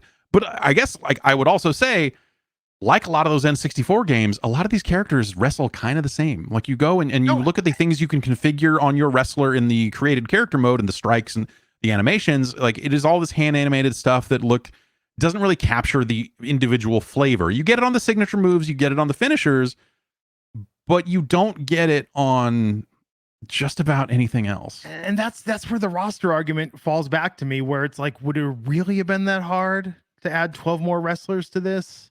You know, when you look at the faces and some of the stuff that they put in there and how some of the facial quality in this game is like pretty bad. Some of it's really like Dustin Rhodes looks phenomenal. There's some like Ruby Soho looks phenomenal. Jungle Boy's hair looks abysmal in a way that like old wrestling. That used to be the every year I would go, how does Triple H's hair look? Does it look appropriately wet and shitty? No. And Jungle Boy's hair is like some throwback fucking 2015, 2012 fucking wrestling video game hair in a way that I'm like, man, this is rough stuff. And Cody Rhodes looks like they stopped working on that character animation the second he was gone from the company. Yeah, right. Like, fuck it. He can have these janky, like huge, like chompers Yeah. teeth and like a over sized jaw. Cody is the easiest unlock in the game. Because at first, in fact, that's kind of weird too. Because my thought at first, and again, we played this before it's out, so we didn't have the benefit of reading or seeing or really knowing a lot of things in it. So first I was like, oh, Cody's not in the game. That makes sense. And I saw him pop up backstage. And I was like, what the fuck? And then I went to the unlock section, and it's like the easiest first unlock in the game is Cody Rhodes. Yeah, it's like but like the shop is another whole problem with the game. So they've got that other section just has like it's Cody Rhodes and then like alternate outfits for Britt Baker and the Bucks. Yeah. And that's it in that section of the store. I think Aubrey Edwards. Oh, you're right. Aubrey Edwards is in there. You're right. Which I like seeing Aubrey in the game. That of course, made me really yes. happy. And then the rest of it is like, you know, there's a lot of stuff. And again, like it feels like they made a lot of choices that they could have modernized. Like they have this devotion to those N64 games that they could have just like, so it's got like this list of when you're creating a wrestler and you want to have like different entrances or whatever else, or victory poses or whatever or taunts, you find things that are just like, what's this animation called? It's lit up 15. And now here's lit up 16. And here's lit up 17. And so all of these moves that you could have named, like, what are they doing in the animation? Because like I'm trying to find a military salute for my fake John Cena, and I have to fucking scroll through and like, this God, I'm sure they did one. They must have done one. They would have obviously done one. They're not going to do the hand thing because that's probably too close. But you know they had to put a military. And they did. It's in there under fucking like generic male 19, you know, whatever. And just fucking name them, guys. Just sit down for a day and go, all right, let's rename these to something more evocative of what the animation is, because this is embarrassing. And look at the names in the announcer stuff. It's actually pretty deep. I mean, they have, you know, like AJ, they have Enzo, speaking of which, like they've got, they're anticipating a deep create a wrestler library. But there's nothing deep about the create a wrestler. That's maybe not the character. But so they do. Yeah, they recorded a lot of audio for that stuff. That's why I think, you know, there have been screenshots and other things leaking out for the last couple of weeks. Well, not leaking, but I guess like, you know, streamers have been getting paid to stream it while reviewers can't. While I can't do anything with it until this video runs on the 28th or whatever. Yeah. You know, like the Golden Lovers, like they have team names in there that are just like, and I don't think that's indicative of their future DLC plans. I think they just sat down and said like, let's record a bunch of stuff in case people want to make things. That's cool. And you know, FTR is the team name is in there if you want it, and they have a ton of a ton of wrestler names. Cena is not a spoken line, so I had to make him John Sheeta, which is close enough. Not that I want, you know, not that, you know, of course Cena is not, I'm not saying like knocking it for that, but why did you make Dr. Tracksuit as your character? That's because I don't even think there's a fucking tracksuit in the fucking game, because I think it's way funnier for John Cena to be in the AEW game. I always make Glenergy in a wrestling game. Okay. You know, and I'm actually pissed that I had to do a first name and a last name. You could say what you want them called, but now in everything it's like Glenergy, because I couldn't just leave one blank. You can make the first word the. That's okay. Yeah. But that kind of bummed me out. But you know, the real thing I want to harp on though, it's like the gameplay feels very beta. And this is the worst. This is like the worst thing I could say about any game, especially a wrestling game. Like I got really bored. I played probably about 6-7 hours, and every match kind of became the same thing of just like punch, kick, grapple. Yep. They're like, it was easy to get into, but then I had like this angle where Death Triangle was attacking me in the match, and it was just like the characters, the 3 AIs couldn't figure out what they were all doing. Yeah. And it was the most awkward beatdown that took 10 minutes for them to finally just, like, I knew that it was meant to beat me so Pac could pin me. I knew that's what it was intending, but it took forever as the AI was trying to figure out when the fuck was happening. Yeah, the story mode opens with the casino battle royale, and you know, just having 3 AIs in the ring with you, like they're not. It's awkward. It doesn't feel right. And yeah, I think that, you know, just in terms, and this was, you know, these N64 games are well revered, and so like some people will take this as a positive, right? But like I look at this game and it has some of those similar issues of just like, it doesn't feel like a wrestling match. It doesn't feel like it doesn't feel like wrestling is on television, like presentationally and just the flow of the match and a lot of that stuff just feels very off. But also in terms of the options you have at your disposal, whether it's weak grapple, strong grapple, and the moves that you can assign to your character or the moves that they have assigned, like it's basically just like everyone's got to fit into this template, whether it's Orange Cassidy or Kenny Omega, whether it's, like no matter how big or small, they all have moves that fit into these holes, and they all kind of come across relatively not identical, but like close enough in a sense that you're just like the roster just feels interchangeable from a gameplay perspective. Well, one thing though, speaking of America's sweetheart, Paul White, Mm-hmm. I did like that the physics of the larger characters that like you can't pick him up the first time you start hitting Powerhouse Hobbs, like he's just standing there, taking it, without reacting. Like that's kind of cool. They did put in some stuff where it's like, okay, they gave some thought. It feels unfinished for a $60 game. And the animation flows weird sometimes, and it's just, you're right. I think there's just my criticism of the entire game is that I feel it is all very shallow, and that's something that the gameplay, I feel that like the gameplay is a little shallow. It's fun, like it's fun in the way those N64 games were. It's arcadey more so than simulation, which simulation of wrestling is always such a weird concept anyway. Yeah, right. I mean, but okay, so I want to talk about like what I think is a huge positive in the game. First, I feel that I need to express that WWE has had a spectrum from okay to total shit show in the last like 10 years. Let's just round it. Yeah, I mean, seeing review quotes for this game, for their game that came out this year, or I guess late last year, or whatever. Yeah. No, I guess it was whenever it was, and saying like, "This is the best it's ever been." It's like that's a low fucking bar. Yeah, but I think that's coasted. So those games, I feel like with the pre-order editions, I feel like I normally end up dropping $100 on those games. The depth of roster is good. The configuration is good. My story mode, they usually pick something really interesting, and I do like the road to elite in this game. But I think GM mode was totally broken last year. Like save games got corrupted. Like the game would just crash like week 11. Yeah. GM mode this year, especially with Tyler Breeze coming back, having Xavier Woods and having all that, like I really like GM mode this year. I don't feel like I necessarily got my money's worth on WWE this year, but I probably played that for about 2 weeks, which in the grand scheme of things, is fine. I'm not thrilled about it, but it's fine. I haven't had the urge to pick it back up. Now with this, the road to elite mode, the matches, the story, so there's not a lot of voiceover aside from William Regal. Which like there's no commentary in the matches. I think it's worth saying because people are probably expecting to hear a lot of Excalibur, but yeah, there's no commentary in this video game. Isn't it weird that the graphics in between will have a quote from Excalibur about the wrestlers? Well, yeah, and then so they incorporate the announcers in the kind of pre-match screens where you'll hear like you hear Justin, whatever the fuck his name is, the ring announcer.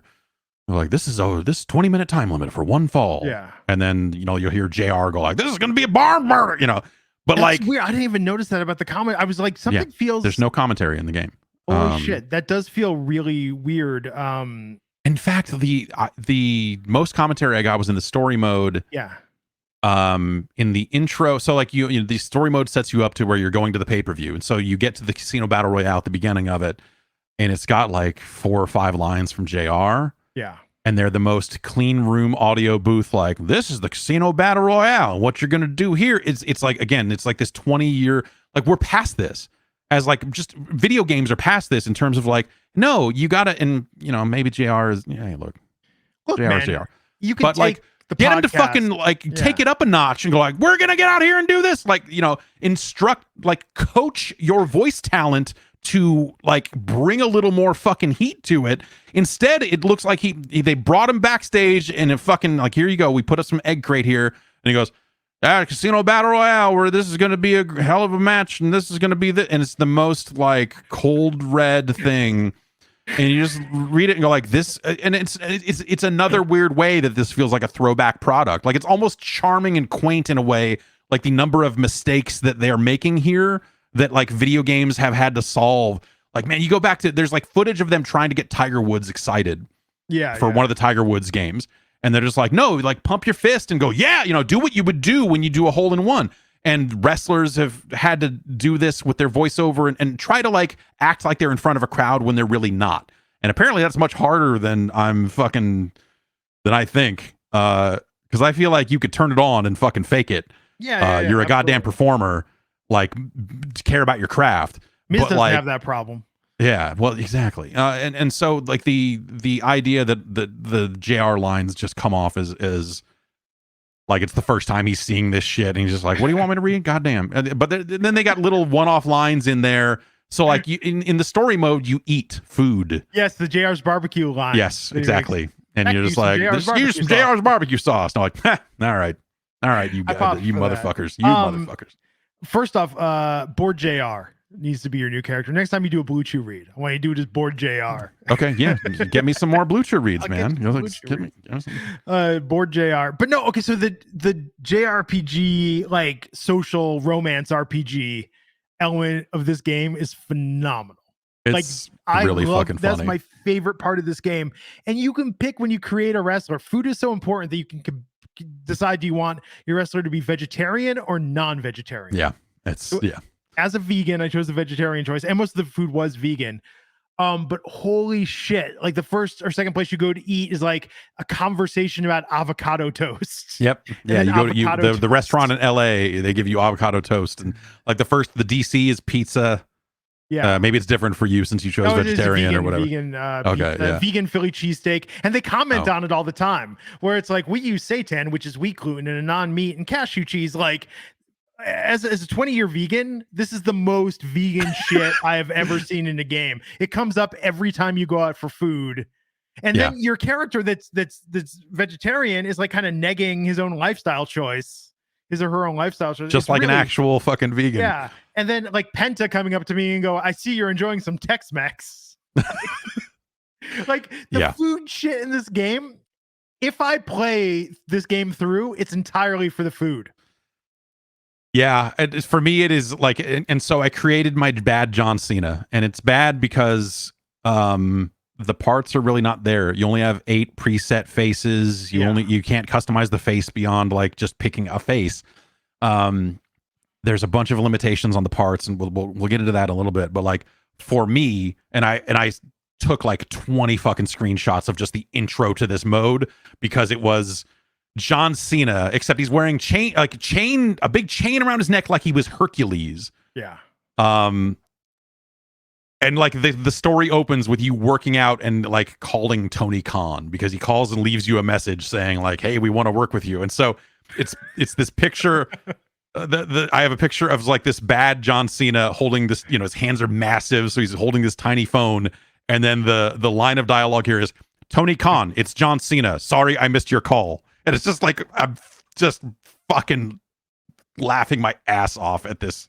And because it is this like generic John Cena that I've created, and you've got like fucking Kenny Omega calling you a curtain jerker and all this other stuff, and I'm like, this is fun. But it's like, it is a management sim in the sense that you have like a number of turns to spend before your next match, and you have to balance out like how much skill points you're earning so you can level up your character versus motivation and energy. And so there's things like go out to eat, or just like go out sightseeing, and that will recharge your batteries in this way. And that's kind of underdone. Like I wish you would have done more. The whole thing is underdone. The whole thing is incredibly underdone. It's like it's quaint in a way, because you're like, this is charming because it is so ramshackle.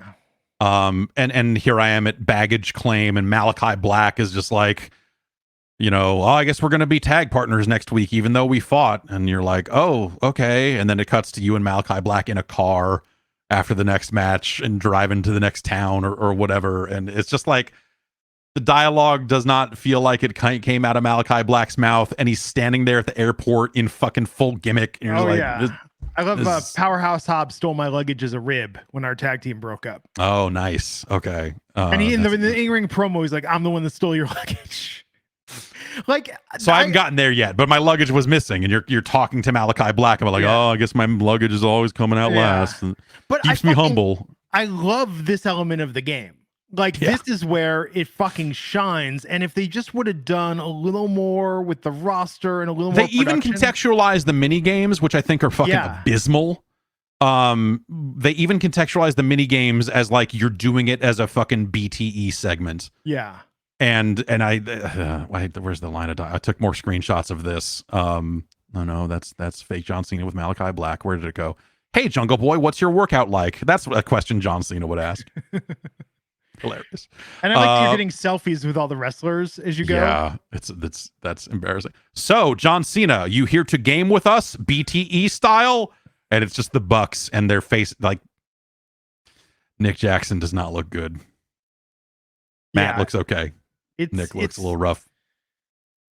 It's weird, and they should have just leaned into the weirdness more. I like the trivia aspect of it. The other mini games were kind of mad. The trivia one, though, at least was kind of trivia. Fun. But like I'm never gonna, it's just like here's 4 wrestlers. Which one's the oldest? And you're like, oh, it's Darby Allin. Weird. Like I'm not gonna fucking know. I'm not gonna pause it and look it up. No. At least when they said, one of the questions was like, which wrestler was the inspiration, or like, it's like basically who came up with the name Full Gear. Yeah. Like, oh, that was Hangman. Like that's Hangman's thing, with the Full Gear thing. So, yeah. Man. And I'm bummed the Acclaim's not in the game with like I want a Parappa style entrance for the Acclaimed where I can click buttons and make them freestyle something. I think it's the downside of like, I think the AEW roster has so many unique characters in it, and it feels like that uniqueness is not catered to in any part of the gameplay. Like to the point where when I actually discovered you could do the Orange Cassidy thing, I was shocked. I was like, oh, they actually did do that thing, because it would have been totally in character for them to not have done it. It seemed like it wasn't there. I was pissed. Yeah. Now that I know it is, and now I'm mad that it's not the default. Yeah, or like that they didn't do more with other characters and just like take advantage, because again, I think they have such a, even just if you just look at the roster of characters in the game, there's great talent there. There's great people there, but like nothing in the game conveys their personality, and even the writing in this story mode doesn't sound like it's coming from the talent. It sounds like someone wrote it. And it's like, again, it's Malachi Black talking to me about luggage claim and not about like I don't know, fucking grim portents and Did you get to Toronto yet? No, not yet. So like weird jokes. So some of the writing is kind of inside and does match. It feels like it was written by someone who at least watches the shows. So you get poutine, like here's some poutine, our signature dish, and my wrestler goes, whose signature? Rob Ford. And it was just like that's some fucking kind of deep. It's good. It's humor for an American. Like you have to know a little bit about Canadian politics. It's good to understand that. Like, I don't know if politics is the word I'd use there, but sure, okay, yeah. But so there is some stuff in there that if you the writing, I think the writing is fun. I don't think the writing is authentic, I guess is my. But if you told me Kenny Omega wrote this entire story mode, I would 100% believe you. If you're like Kenny Omega wrote the story tree for this entire thing, because all the trivia questions, This actually reads like Kenny Omega wrote it and sent it to the Bucks, and they were like, "That good one, put this in there too. Have him steal his luggage as a rib. Have him say that in a promo. It's blurring the lines. It'll be like because given Kenny Omega, given the entire roster's penchant, the elite and whatnot, how much they love video games, you could tell me Kenny Omega was behind the entire storyline of this. And I would absolutely believe that. So that's where it's kind of, again, and what we talked about, can I skip the matches and just play through this entire story? I don't give a shit about the matches. The matches are tedious, repetitive, and just not that fun. Yeah. It seems like, it's something that'd be fun in like a multiplayer context if that's your thing. But, again, the character creator is really so shallow and so lacking for basic parts. And there's no way to share your characters online, which is something really I feel is very like standard. But you can't share and download customs. No, as far as insane. I can tell. I'll turn it on right now and double check if you want, but like I don't believe any of that is in there. I mean, that seems like a really weird. But like for them to have that's servers they have to maintain. There's like a lot of work that would go into that. So I look at that as like, well, of course this would be something that they would not have in the first edition of the product. Yeah, I get that. I'm curious to know if the game really has crossplay or not, because that was something that I think, there was some interview quote, I believe, from Kenny Omega, saying like, "Oh yeah, it's gonna have crossplay, it's gonna have all this," but I don't see any mechanisms in there for like, here's your AEW Fight Forever name, because you need to have a cross server name that isn't just your PSN name or whatever. But again, the game's not out yet, so I can't really tell you for sure. I know it's one way or the other there. It's tough to do some of this stuff. And there's some stuff that's like, they're not taking pre-orders on PC. Like the Steam page is just a wish list page that you're just like, it just feels like they don't have their fucking shit together. I mean, first time that's ever happened with AEW. I know, right? So it's like, in some ways, the whole product feels very quaint. Like you could almost believe that a bunch of wrestlers put it together in their spare time. Yeah. And like, not that they did. Obviously, Ukes is a story developer with decades of experience and so on and so forth. But like, the mini game stuff feels like something that you look at and go like, someone must have really had a hard on for wanting this in here, but boy, it sure doesn't really add much to the final product. Like, I appreciate that they've got a plane flying in the story mode in a very Street Fighter like way. You can tell that someone sat down and said, "Yeah, no, make it like that." Yeah, there's some fun in there. Yeah, it has heart, I guess, which is maybe a very, hey, so does AEW. It's got charm. Yeah. Like, and kind of an awkward early AEW charm, not whatever AEW is currently, but this, like, if this would have come out 2 years ago, it would have been like, right. Oh yes, this is perfectly on brand. And to be clear, Cash Wheeler, Dax Harwood, Keith Lee, The Bunny, Hook, and Danhausen, if you buy the Elite Edition, you'll be able to download them at some point after release. That's like their announced DLC. And then like Matt Hardy is a pre-order character. Yeah. Which the game has challenges. It has daily and weekly challenges that you use to earn currency to buy all the generic shit that's in the shop. Yeah. And I got a challenge that said like, win a match using Matt Hardy. And I'm like, okay, I'll go do that. And I was like, wait, where's Matt Hardy? Oh, like I don't have, the codes that we were provided did not come with the pre-order stuff or whatever, which is fine. But it's just like that thing of like, oh, you're going to give people challenges for characters they might not even fucking have. That's not cool. And isn't it weird how they have these like great moments in Elite history video cutscenes or promotion? And this is where it's kind of awkward, right? Because with WWE, it's like, oh, now we're going to show you like Rey Mysterio's entire career. Right.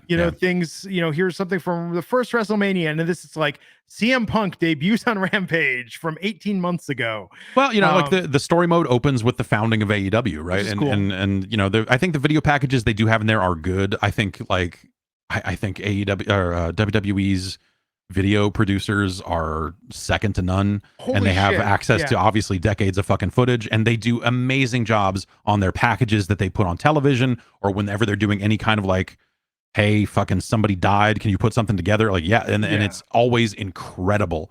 I think the AEW stuff is good for what it is. It's way too long and way too uncut. Yeah. It's a bit much. But again, like as a fan of AEW, like I don't mind seeing that stuff, especially if it means I'm not playing the game. Because I almost rather watch that kind of, especially in a world where they don't have their back catalog on a streaming service and whatever else. Like it's kind of nice in a weird way to see some of those moments again. But yeah, obviously new promotion, but also a first generation video game. That's not me like trying to like excuse it for being bad. It's just, it's more like I understand how this product. I think I understand how this product probably got to be the way it is. Absolutely. But, it for when you look at it as something that they're charging $60 for, which I guess is probably $10 cheaper than WWE launched at, because that was a 70. 2K does 70. At first, then always ends up on sale for like of course $29. But I look at it and go like this just doesn't feel like a competitive product in the marketplace. Like it doesn't feel like what AEW feels like on television as a competitor to WWE. It feels like this came out and you're like, this is, as an AEW fan, I'm finding some charm in this, but also as an AEW fan, I feel almost borderline offended that this is something you're putting out and expecting people to buy. Like this, it is almost amateurish in some ways, around the edges. Like, the gameplay, you can take it or leave it. Like, again, like, either you like that style or not. I think that I would probably argue that those N64 games just played a little better than this does. Like they're trying to ape that, and I think that they largely do it. But maybe not as effectively as they could have. I don't like pushing a button to run, like the O button to run. I like having that on the shoulder buttons. Yeah, that makes sense. That was like, that's my main control critique. And the same thing where it's like, okay, how do I get in and out of the ring? How do I do this? How do I? Yeah, that's always going to be, within any one of those games. Like that's for sure. But at least they make. I feel like they make their over the top rope like battle royale stuff really easy, where it's just like grapple them and hit R2 for the Irish whip, and they'll maybe go out or maybe they won't, depending on their momentum. And this has intergender or mixed gender like wrestling in this too, right? Which is something WWE has never, or at least not done for the longest time. On the N64 they did. I think they allowed that back then, and so and I think that that's the reality of it is I don't think there are enough women in the game for them to separate it. It would be really thin soup at that point. But also, I love that Abaddon's in it. That should be one of the great moments in AEW history. Did you watch Abaddon's debut on AEW? I probably did, but I couldn't tell you a thing about it at this point. They had this baby face. I don't remember who it was. They showed this video package. And it looked like she was going to come out and do magic, like as part of her wrestling routine. Yeah. It was like the most baby face promo when she comes out to the ring and she's standing there and then the smoke comes. Abaddon just crawls out and destroys her. Yeah, right. I think that's my favorite character debut I've ever seen. Yeah, very good. It was so good. That should be in the great moments in AEW history. Yeah, well, Abaddon's not really, don't really see much Abaddon these days, but alphabetically, she's first in the game. I know. I love Abaddon. In fact, Abaddon, I think is one, like the fact that AEW can't figure out how to push her is the problem with Abaddon. The Fiend had the same problem. Like, it's tough to do a character like that in a brightly lit arena. Yep. I think that it's hard to do spooky shit. Supernatural shit without you look at some of the stuff that TNA did with some of their characters where they literally had and good on them for like doing something that the other companies aren't doing, but they went through a whole phase with some of their women where it was like they're dead and they're in the shadow realm and we got to bring her back to life and we brought her out of the thing, like when they were really kind of post Matt Hardy, just feeling it and go like these cinematic things we're cinematically though. You can't do it in a brightly lit arena. It's like, what was that Henry Rollins story that he was playing a festival in Germany with Marilyn Manson, and Marilyn Manson had to play during the day and it just looked like a bunch of sad goths having a barbecue, right? Like it doesn't work in bright light, no, you're right. But like even I don't think AEW does supernatural or spooky particularly well. I like the House of Black, but no, I don't think anyone does anymore. And I think that like it's because I think the Undertaker got away with it because he did it for so long that you were probably a kid when he started doing it, and you're like, okay, yeah, all right. I mean, but like the Bray Wyatt stuff, especially this most recent fucking round of it. Oh my God! Which now they're just kind of like, let's just forget. Like he's just not here. Let's just. Well, there's something. Yeah, exactly. Like he's out with something. I don't know. People make it sound like there's something going on there that is more than just them not wanting on TV. They never capitalize, and I get they want to keep something ultimately based in reality, but have some fucking fun with it. NXT Kushida. NXT, is that who I'm thinking of? Kushida with Kushida had like this Marty McFly gimmick in NXT. Yeah, and he'd been working that gimmick for years. Like he had a partner and they were both coming out in the Marty McFly jackets. They had a DeLorean out on the fucking stage in Japan. Like it was fucking crazy. I said this for a year. Why didn't they ever have him lose a match and then the next week talk about it like he won the match, and the idea being he traveled back in time and changed the outcome of the match? Because that's too heady for most of the audience. But who gives a shit? I know, not even 500,000 people watch these shows. Fucking have some fun with it. Get creative. Yeah, totally. I absolutely agree. That was Alex Shelley and him, right? Time Splitters. Oh yeah, or have it be that he went to the future and figured out how he's going to win this match, and that's how he keeps winning the match because it was the future and someone steals his time machine. Like, yep. I'm not one of these people that's like I should be writing the product, but if I'm saying there's obvious things. Like they're really fucking obvious. Yeah. Well, and I think that's like a level of fun that I think a lot of the people that are responsible for writing wrestling are either too out of touch or not interested in having. Like I agree with you that yes, like especially because Kushida's been coming out dressed up like Marty McFly. I don't even know if they did anything like that in Japan or not. Like when the Time Splitters were together, I don't know if they ever actually did anything with it of like value, or if it was just like the most they ever did is like, here's the entrance. We're gonna play the music because this is Japan and we don't give a fuck. And we're gonna have a bunch of smoke and a DeLorean's gonna roll out on stage and they're gonna get out of it and go wrestle. But like, I don't think there was ever anything where they did anything fun with it. It was just an outfit, you know, it was just cosplay at that point. I just feel like people just don't take it far enough with this. In theory, you know, it's like Alba Fire and Isla Dawn. In theory, they should have been able to cast a spell or do something to win that match. Well, that was the fun thing about the cinematic stuff, the broken Matt Hardy stuff in TNA when they, you know, the first time they did it, not the ninth. But is because it felt like someone was finally, and then TNA's in a perfect spot to fucking be that desperate, right? But finally they were just like, man, let's just fucking do something different and see what happens. And that was like a lightning strikes kind of thing. I think it did really well. Obviously, it did really well for them, to the point where Matt Hardy was like, cool, I'm going to go do something else for more money. Peace. And the dude, Jeremy, the fucking dude who produced it, a longtime wrestling dude, Borash, Jeremy Borash. Yeah.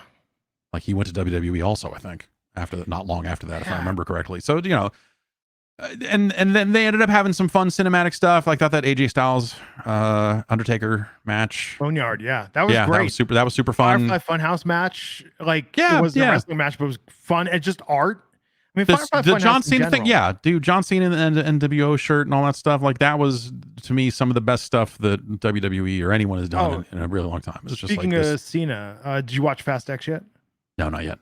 We rewatched it. The wife hadn't seen it, so we had to rewatch it the other night. And, John Cena, again, is just playing John Cena. It's just playing John Cena. Yeah, I've heard that's the big criticism. It's just like, no, actually, it's compared to Fast 9, a movie I legitimately fell asleep during, which is insane for a Fast and the Furious film. Sure, yeah. Like compared to that, like Fast X is phenomenal. It's not a great movie, but it's fun. But no, I think I think AEW, like all of it, again, that's NXT the most willing to just try some shit, but I just want wrestling. It's such a narrow audience, and the Brock Lesnar matches, the Roman Reigns matches, CM Punk, Moxley, the championship, that shit's always going to get talked about or regarded. Yeah. But I feel like you have all this other stuff, like go nuts with it. Why not? What do you have to lose? Exactly. I think the most nuts they get is, in a lot of ways, it's Orange Cassidy, right? I mean, you know, like there's a suspension of disbelief there with some of his stuff that you have to kind of like. They've toned it down though. They have, and you have to. And I think that's right for that character. Like, you know, to have that character have legs, they need to find a way for him to shift gears more frequently and whatever else, right? I think that they've done really amazing. Like he's been fucking awesome. On the indies, though, they need more story stuff though, because like this thing of just like people walking up to him and knowing, like it's funny to a point, but it's just like, I want a shot at the title, and he just goes, all right, and walks away. Well, like, okay. On the indies, it made sense though when he would do the sleepy gimmick, and then he would have the orange juice, and then Hulk up, and then win the match. Yeah, that's a little too. That's maybe a little too silly. But at least it explains some things. I mean, you could have someone facing him and being like, "No orange juice in the building." It's a stipulate. You know what I mean? Like you could. It's stupid, but it adds some sort of layer to this. Some sort of, you know, story. Like instead, you know, but yes, they have Danhausen show up and he like points his fingers and threatens to curse people, but then they don't really do anything with that. Yeah. And instead, they devote a bunch of time to a tired, like, fake TMZ hidden camera gimmick show that feels like it fell out of like WWE 2013 or, you know, just like you're like, okay, like I guess that's something for these people to do. But it's not compelling television. Like, you know, there's such a limited amount of story segments and backstage hijinks on their programming, and I feel like the ones they devote time to are not good enough to make the cut. What WWE needs to do is bring Swerved back. Yeah, they get sued again. Yeah, for sure. That's definitely. Show. I really like that show. I miss that. I miss Table for Three. Oh yeah, Table for Three. You know, Ride Along. Yeah. Yeah. Good shit. But the game, you know, I think it's a very middling effort. All told, like when you wrap it up, I think again, there's like really charming stuff in there, but it just doesn't. I don't feel like it has like lasting appeal. I think that they're probably not going to have enough DLC soon enough for it to feel freshened up. If you can't share customs online, that's I will. Let me grab a controller here and just yeah, because I was looking at it, but it might not be the live menus yet. don't see any. Yeah. I feel like if there were things in the game that were not live yet, then when they sent out a review guide saying like, when you're reviewing the game, remember this stuff will be coming soon, and there's nothing like that. Yeah. She had the Orange Cassidy thing, like bold front thing. Like, we know you're going to load Orange Cassidy first. Yeah. That's the how do you get a horse in Diablo 4 of this game. Yeah. But no, I think that so what gives these games longevity? It's like story mode, solo player, but when it comes to online customs, yes, like the one of the first thing I do with a WWE game as soon as I get my hands on it is I go see other wrestlers people have created, because it's always people from other promotions, and I'm curious to see who's popular and who's the, and I just want to see how well they can do it. I think the creative mode here sucks because it doesn't have enough parts to make like really great looking versions of characters, and then on top of that, they can't be shared. Yeah, the first thing you see is what wrestlers are popular in Spawn. Somebody always makes Spawn. Right, yeah. I don't know why Spawn seems to be the most created character. Yeah, and that was the thing, the striking thing for this year's WWE game for me was in those early days, the first few days after it came out, or even before it came out. It used to be you would load that up and you would see a fucking screen with at least 2 or 3 Kenny Omegas on it. Yeah.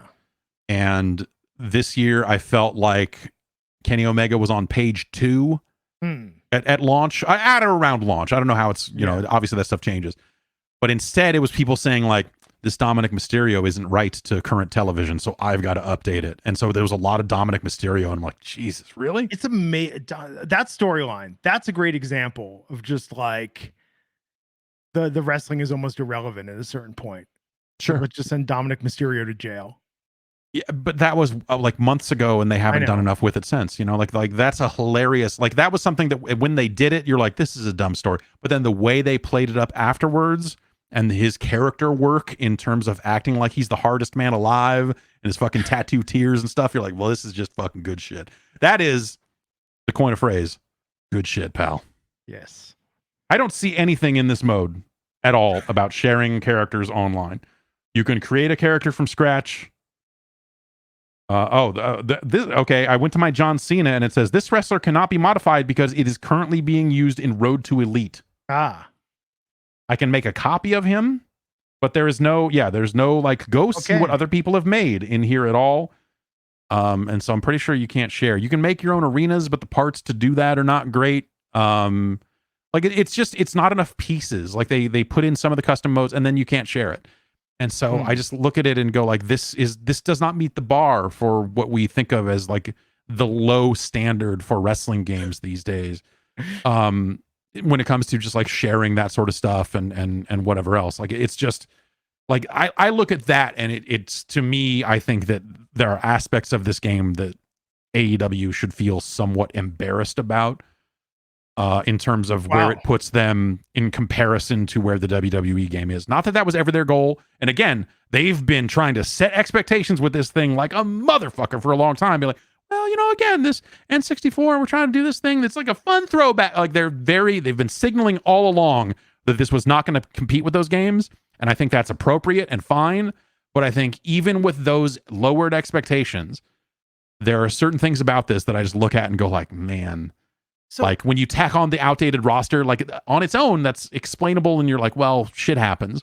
But I think when you look at the rest of the game and you look at the low number of parts to create wrestlers with, the fact that you can't modify faces and you do have a story mode that is showing these characters' faces up relatively closely.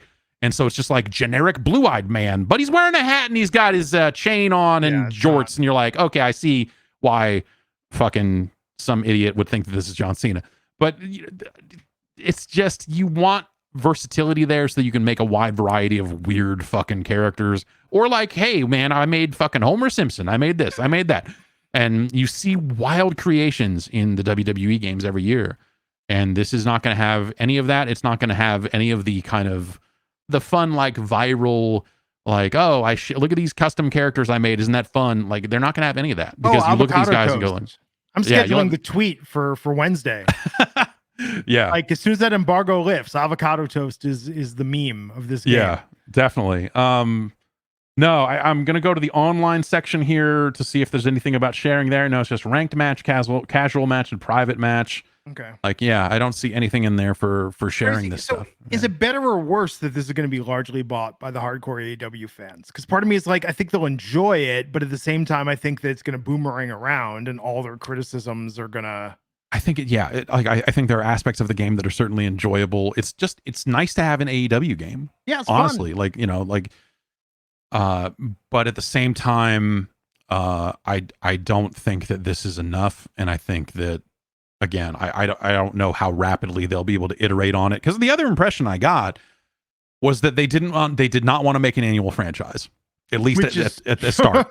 Yeah, but if they don't, the thing that this game needs most of all is a real one next year. Yeah, that solves all of these criticisms. Oh, yes, the real one. The real one. Put him in there with Big Bill. I love Big Bill. Big Bill is the most fucking WCW Saturday night fucking gimmick, the most fucking thunder ass thing. And they said, like, he's big. His name's William. We're gonna call him Big Bill. It is the most fucking cowboy Bill Watts fucking gimmick, Ole Anderson ass fucking gimmick in the world, where they're just like, you're just gonna come out there and be a fucking ass kicker. What's your name? Big Bill. Like, fuck yeah. I love Big Bill. I love Jake Hager's hat, maybe more than Jake Hager does. Like, there's like those little fucking touches of like throwback or like a minimal gimmick or whatever. Like, some of the things they do with some of their characters in AEW, I fucking love it to death, man.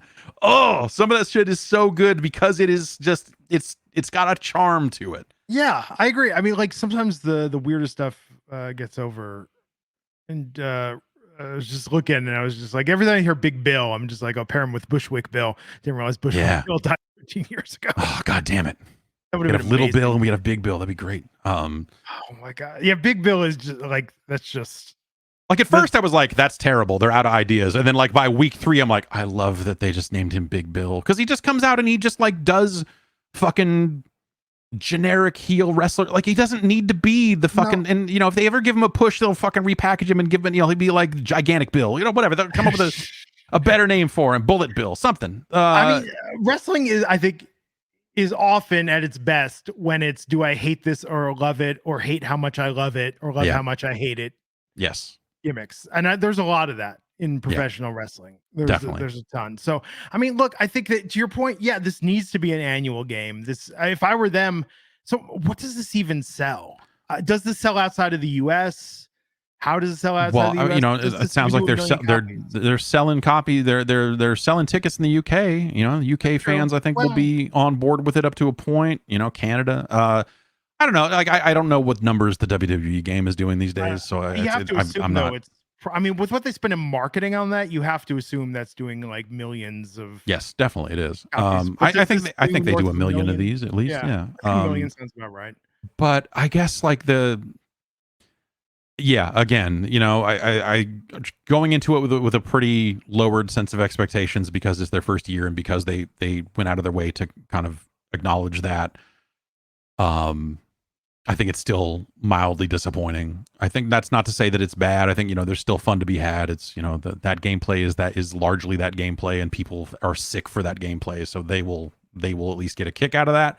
But again, like they either need to lay out some very aggressive DLC plans. And I think that this game is not a good enough framework for those DLC plans. That's why I say, So do you spend a year and change fixing this game up, getting it to where it actually should have been, and then you put out another game next year, and that's the game you say, like, okay, from this point forward, we're only going to release boxed copies once every 2 years. We're going to have 2 years of DLC that helps keep the game in line with television, and we're going to try to, you know, add more pieces and stuff over time and whatever else.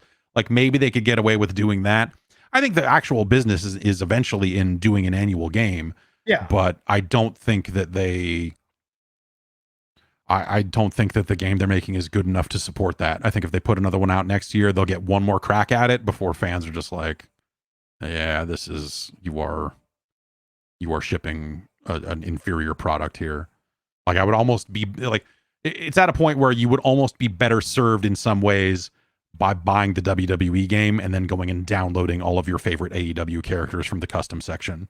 Yeah. And just going like, okay, well, at least now I can do this. The game doesn't have commentary. It's just like top to bottom, especially when you got the commentary thing is very odd once you realize it. But that being said, I didn't really notice it. I mean, look, the WWE commentary is not exactly it's fucking terrible. Award-winning storytelling. Yeah, but at the same time, you've got Excalibur, you've got Taz, like you could, like you've got commentators that are actually really good at having conversations about stuff other than what's in the ring, which is what actually will help bridge those conversations together and make it all sound more natural when it comes together. Is if you've got fucking Taz saying a bunch of weird bullshit and Excalibur laughing and then going like, oh, Enziguri, like that, that would fucking actually work better than the WWE commentary style in this particular situation, I think. So I wonder, playing it through.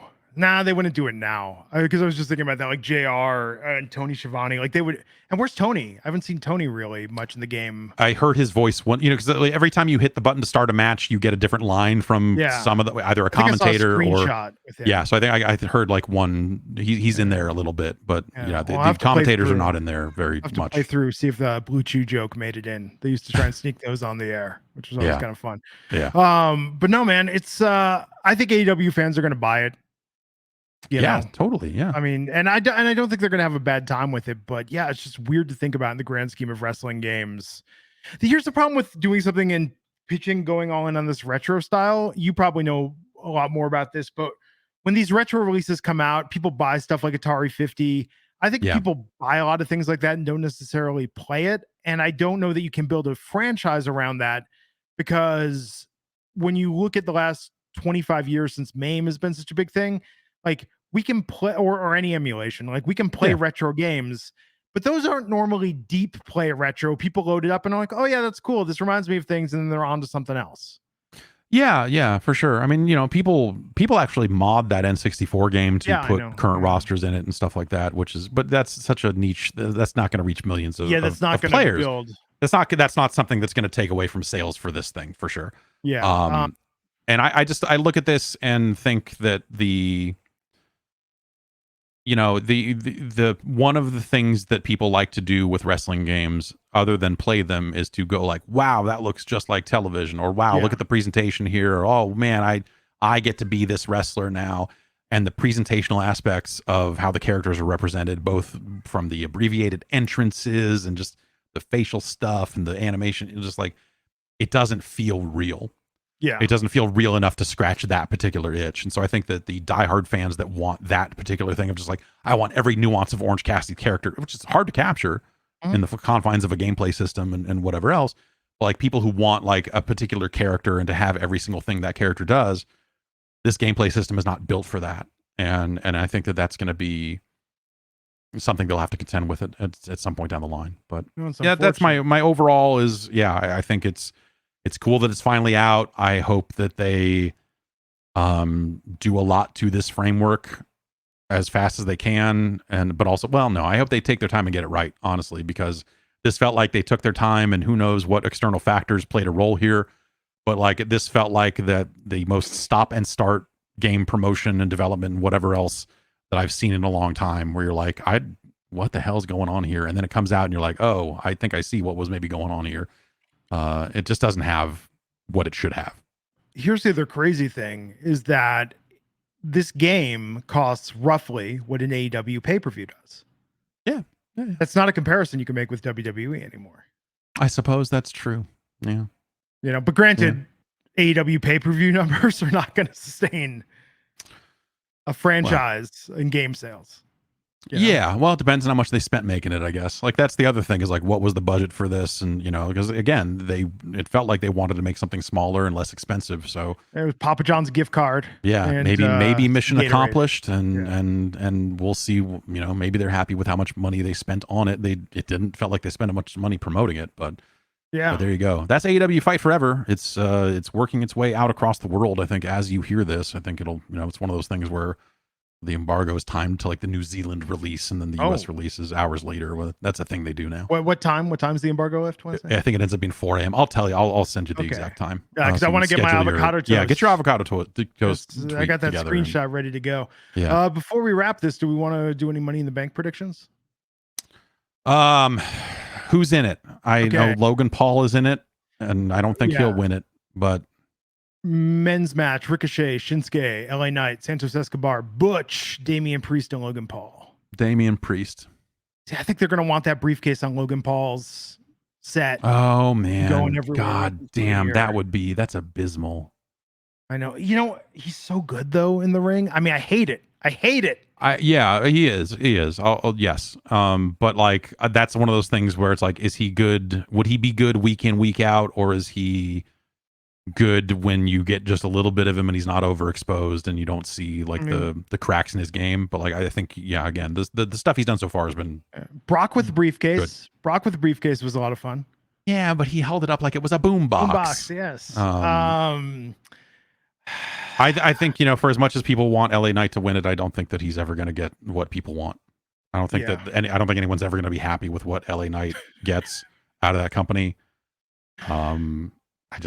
I don't see it.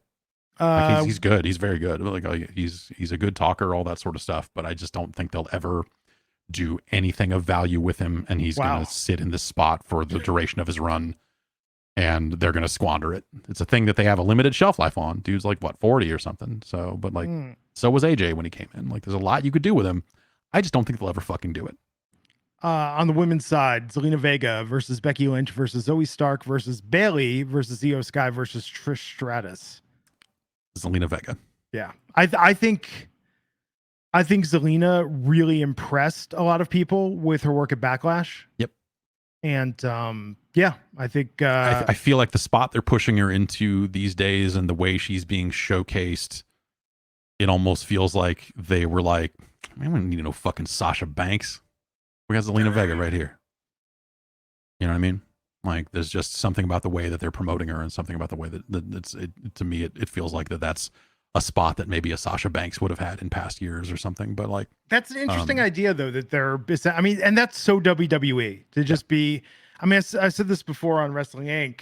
If you look at the women's division, there are just certain roles, and sometimes you can almost dictate it by hair color. Yep. And the women have such an advantage that can define their character and make them stand out so much. And you're absolutely right. It's like they look at just certain slots and they're like, okay, this is this works. It's like kind of embarrassing, you know, for them. I think when you break it, that's exactly how they do it, and that's exactly why I'm saying that. Just because I think that she fits into that slot better than anybody. And again, I think she's come a long way. I think she's doing really great work. Like the Backlash she was awesome. Like she's been a really good character through a lot of this LWO stuff, and like she's really been showcased and is really making the most of it. So I think she's great. I think LWO has gotten so over. Yeah, I see that merch, by the way, out and about. That's nice. The merch that I see the most. Yeah, good. That's out and about. It's fun. People were into casinos. You know what's weird? I don't see Bullet Club anymore. Dude, that's no one's wearing that shit anymore. Like that's for a long time I didn't want to wear it in Petaluma. People come up to me and want to talk to me about either like AR-15 bands or it's insensitive, I'm wearing that, or you know, one or the other though. Do I have a concealed carry permit? Yeah, of course I do. Bullet Club was awful to wear in public. Bullet Club was the very first Wrestle Kingdom I saw was like where Bullet Club was kind of still on the rise, and it was part of what attracted me to the show. And then Gallows and Anderson came out on that show, and as part of their entrance, there were like two screens behind them, and it had timed to the moment, like fucking like Gallows turns around and fires like a fake rocket launcher, and then the screen behind him blows up, and it's like the corniest shit. I'm like, yeah, man, Bullet Club is fucking sick. And this was before AJ was involved with like all the shit, you know, and so that was like my first exposure to like Kenny Omega and a lot of those guys. Was like Wrestle Kingdom 8, I think is what it was. And that was a long time ago. I think the idea that and as much as I like the phrase bang bang gang, I think the idea that like AEW now has its own sub faction of Bullet Club, those guys need to move on. It's corny. As much the Guns are with them now, so at least like that makes a little bit more sense. But I think the Bullet Club thing is so played out that the idea that like these guys are still like clinging to it maybe that's good heel behavior. I don't know. AEW has too many cool heels and not enough genuine heels. It's why I turned the corner on Jeff Jarrett. I was like, what an embarrassment that they have Jeff Jarrett in this company now, that they were trying to be innovators and try to showcase new talent. And now here's Jarrett on TV every week. And I'm like, oh, wait, no, Jarrett's actually the only fucking heel in the company. Even fucking Jericho can't help but come out to his own song that everyone sings along to. That's not fucking heel behavior. I fucking love that song. That's terrible. It's a terrible so song. Good.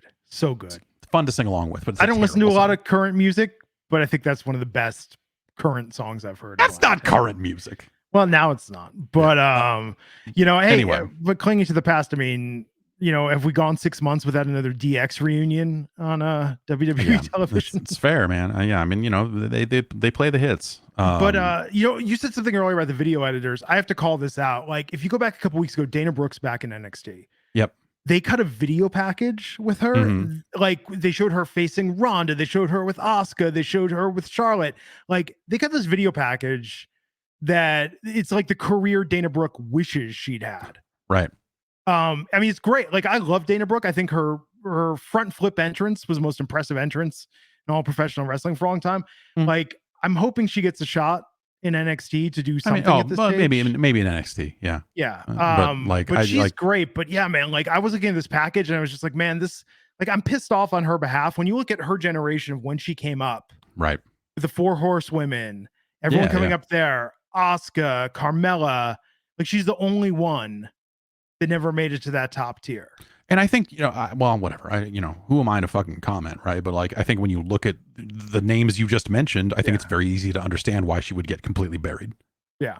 In that pool of talent, you're just like, yeah, I don't know. What's Dana Brooke is like? She's built like she's muscular in a way that a lot of those other women aren't, and that's a cool, unique look for her. But it just didn't translate into anything. And I don't know. Like, it's. I don't know, man. Like, I think there's just sometimes people that you just look at and go, like, I just don't think they're gonna get anywhere. I'm surprised Liv Morgan has made it as far as she has, to be honest. I don't know, man. Like, I think I saw her wrestle under her real name in NXT back at a house show in Florida in like 2015. And I was just instantly like charmed. Oh yeah, I'm not saying that she's bad by any means. Yeah. When I think about the dynamism of a lot of the talent around her, I think that like there's just something about her that doesn't line up to me. And then maybe I'm sure that's a me thing or something. But anyway, that's a conversation for another time. Yes. AEW Fight Forever is just about out. And I don't really have an ending recommendation for it, because I think it's going to be so highly specific depending on your specific level of weirdness about wrestling. I think if you cared enough to watch all of this, you're probably going to buy it. I don't think there's a lot of fence riders. Yeah. On this one. And it's not like there are a billion wrestling games coming out every year that you have like your pick. And I think the WWE game has been pretty abysmal, let's say forever. So at least this is something different. WWE represents what, like 80% of all wrestling games ever made? Oh, I'm sure. Yeah. If not higher. Yeah. Well, I guess some of those WCW games sold back in the day. That's going to do it for us here. Glenn, thanks for spending some time with me, going over all this stuff. And maybe I'll check out NXT. I don't know. You'll enjoy NXT. All right. Well, I've got the time, so I'll see if I can make it happen. Thanks everybody for watching. See you soon. Later. Bye.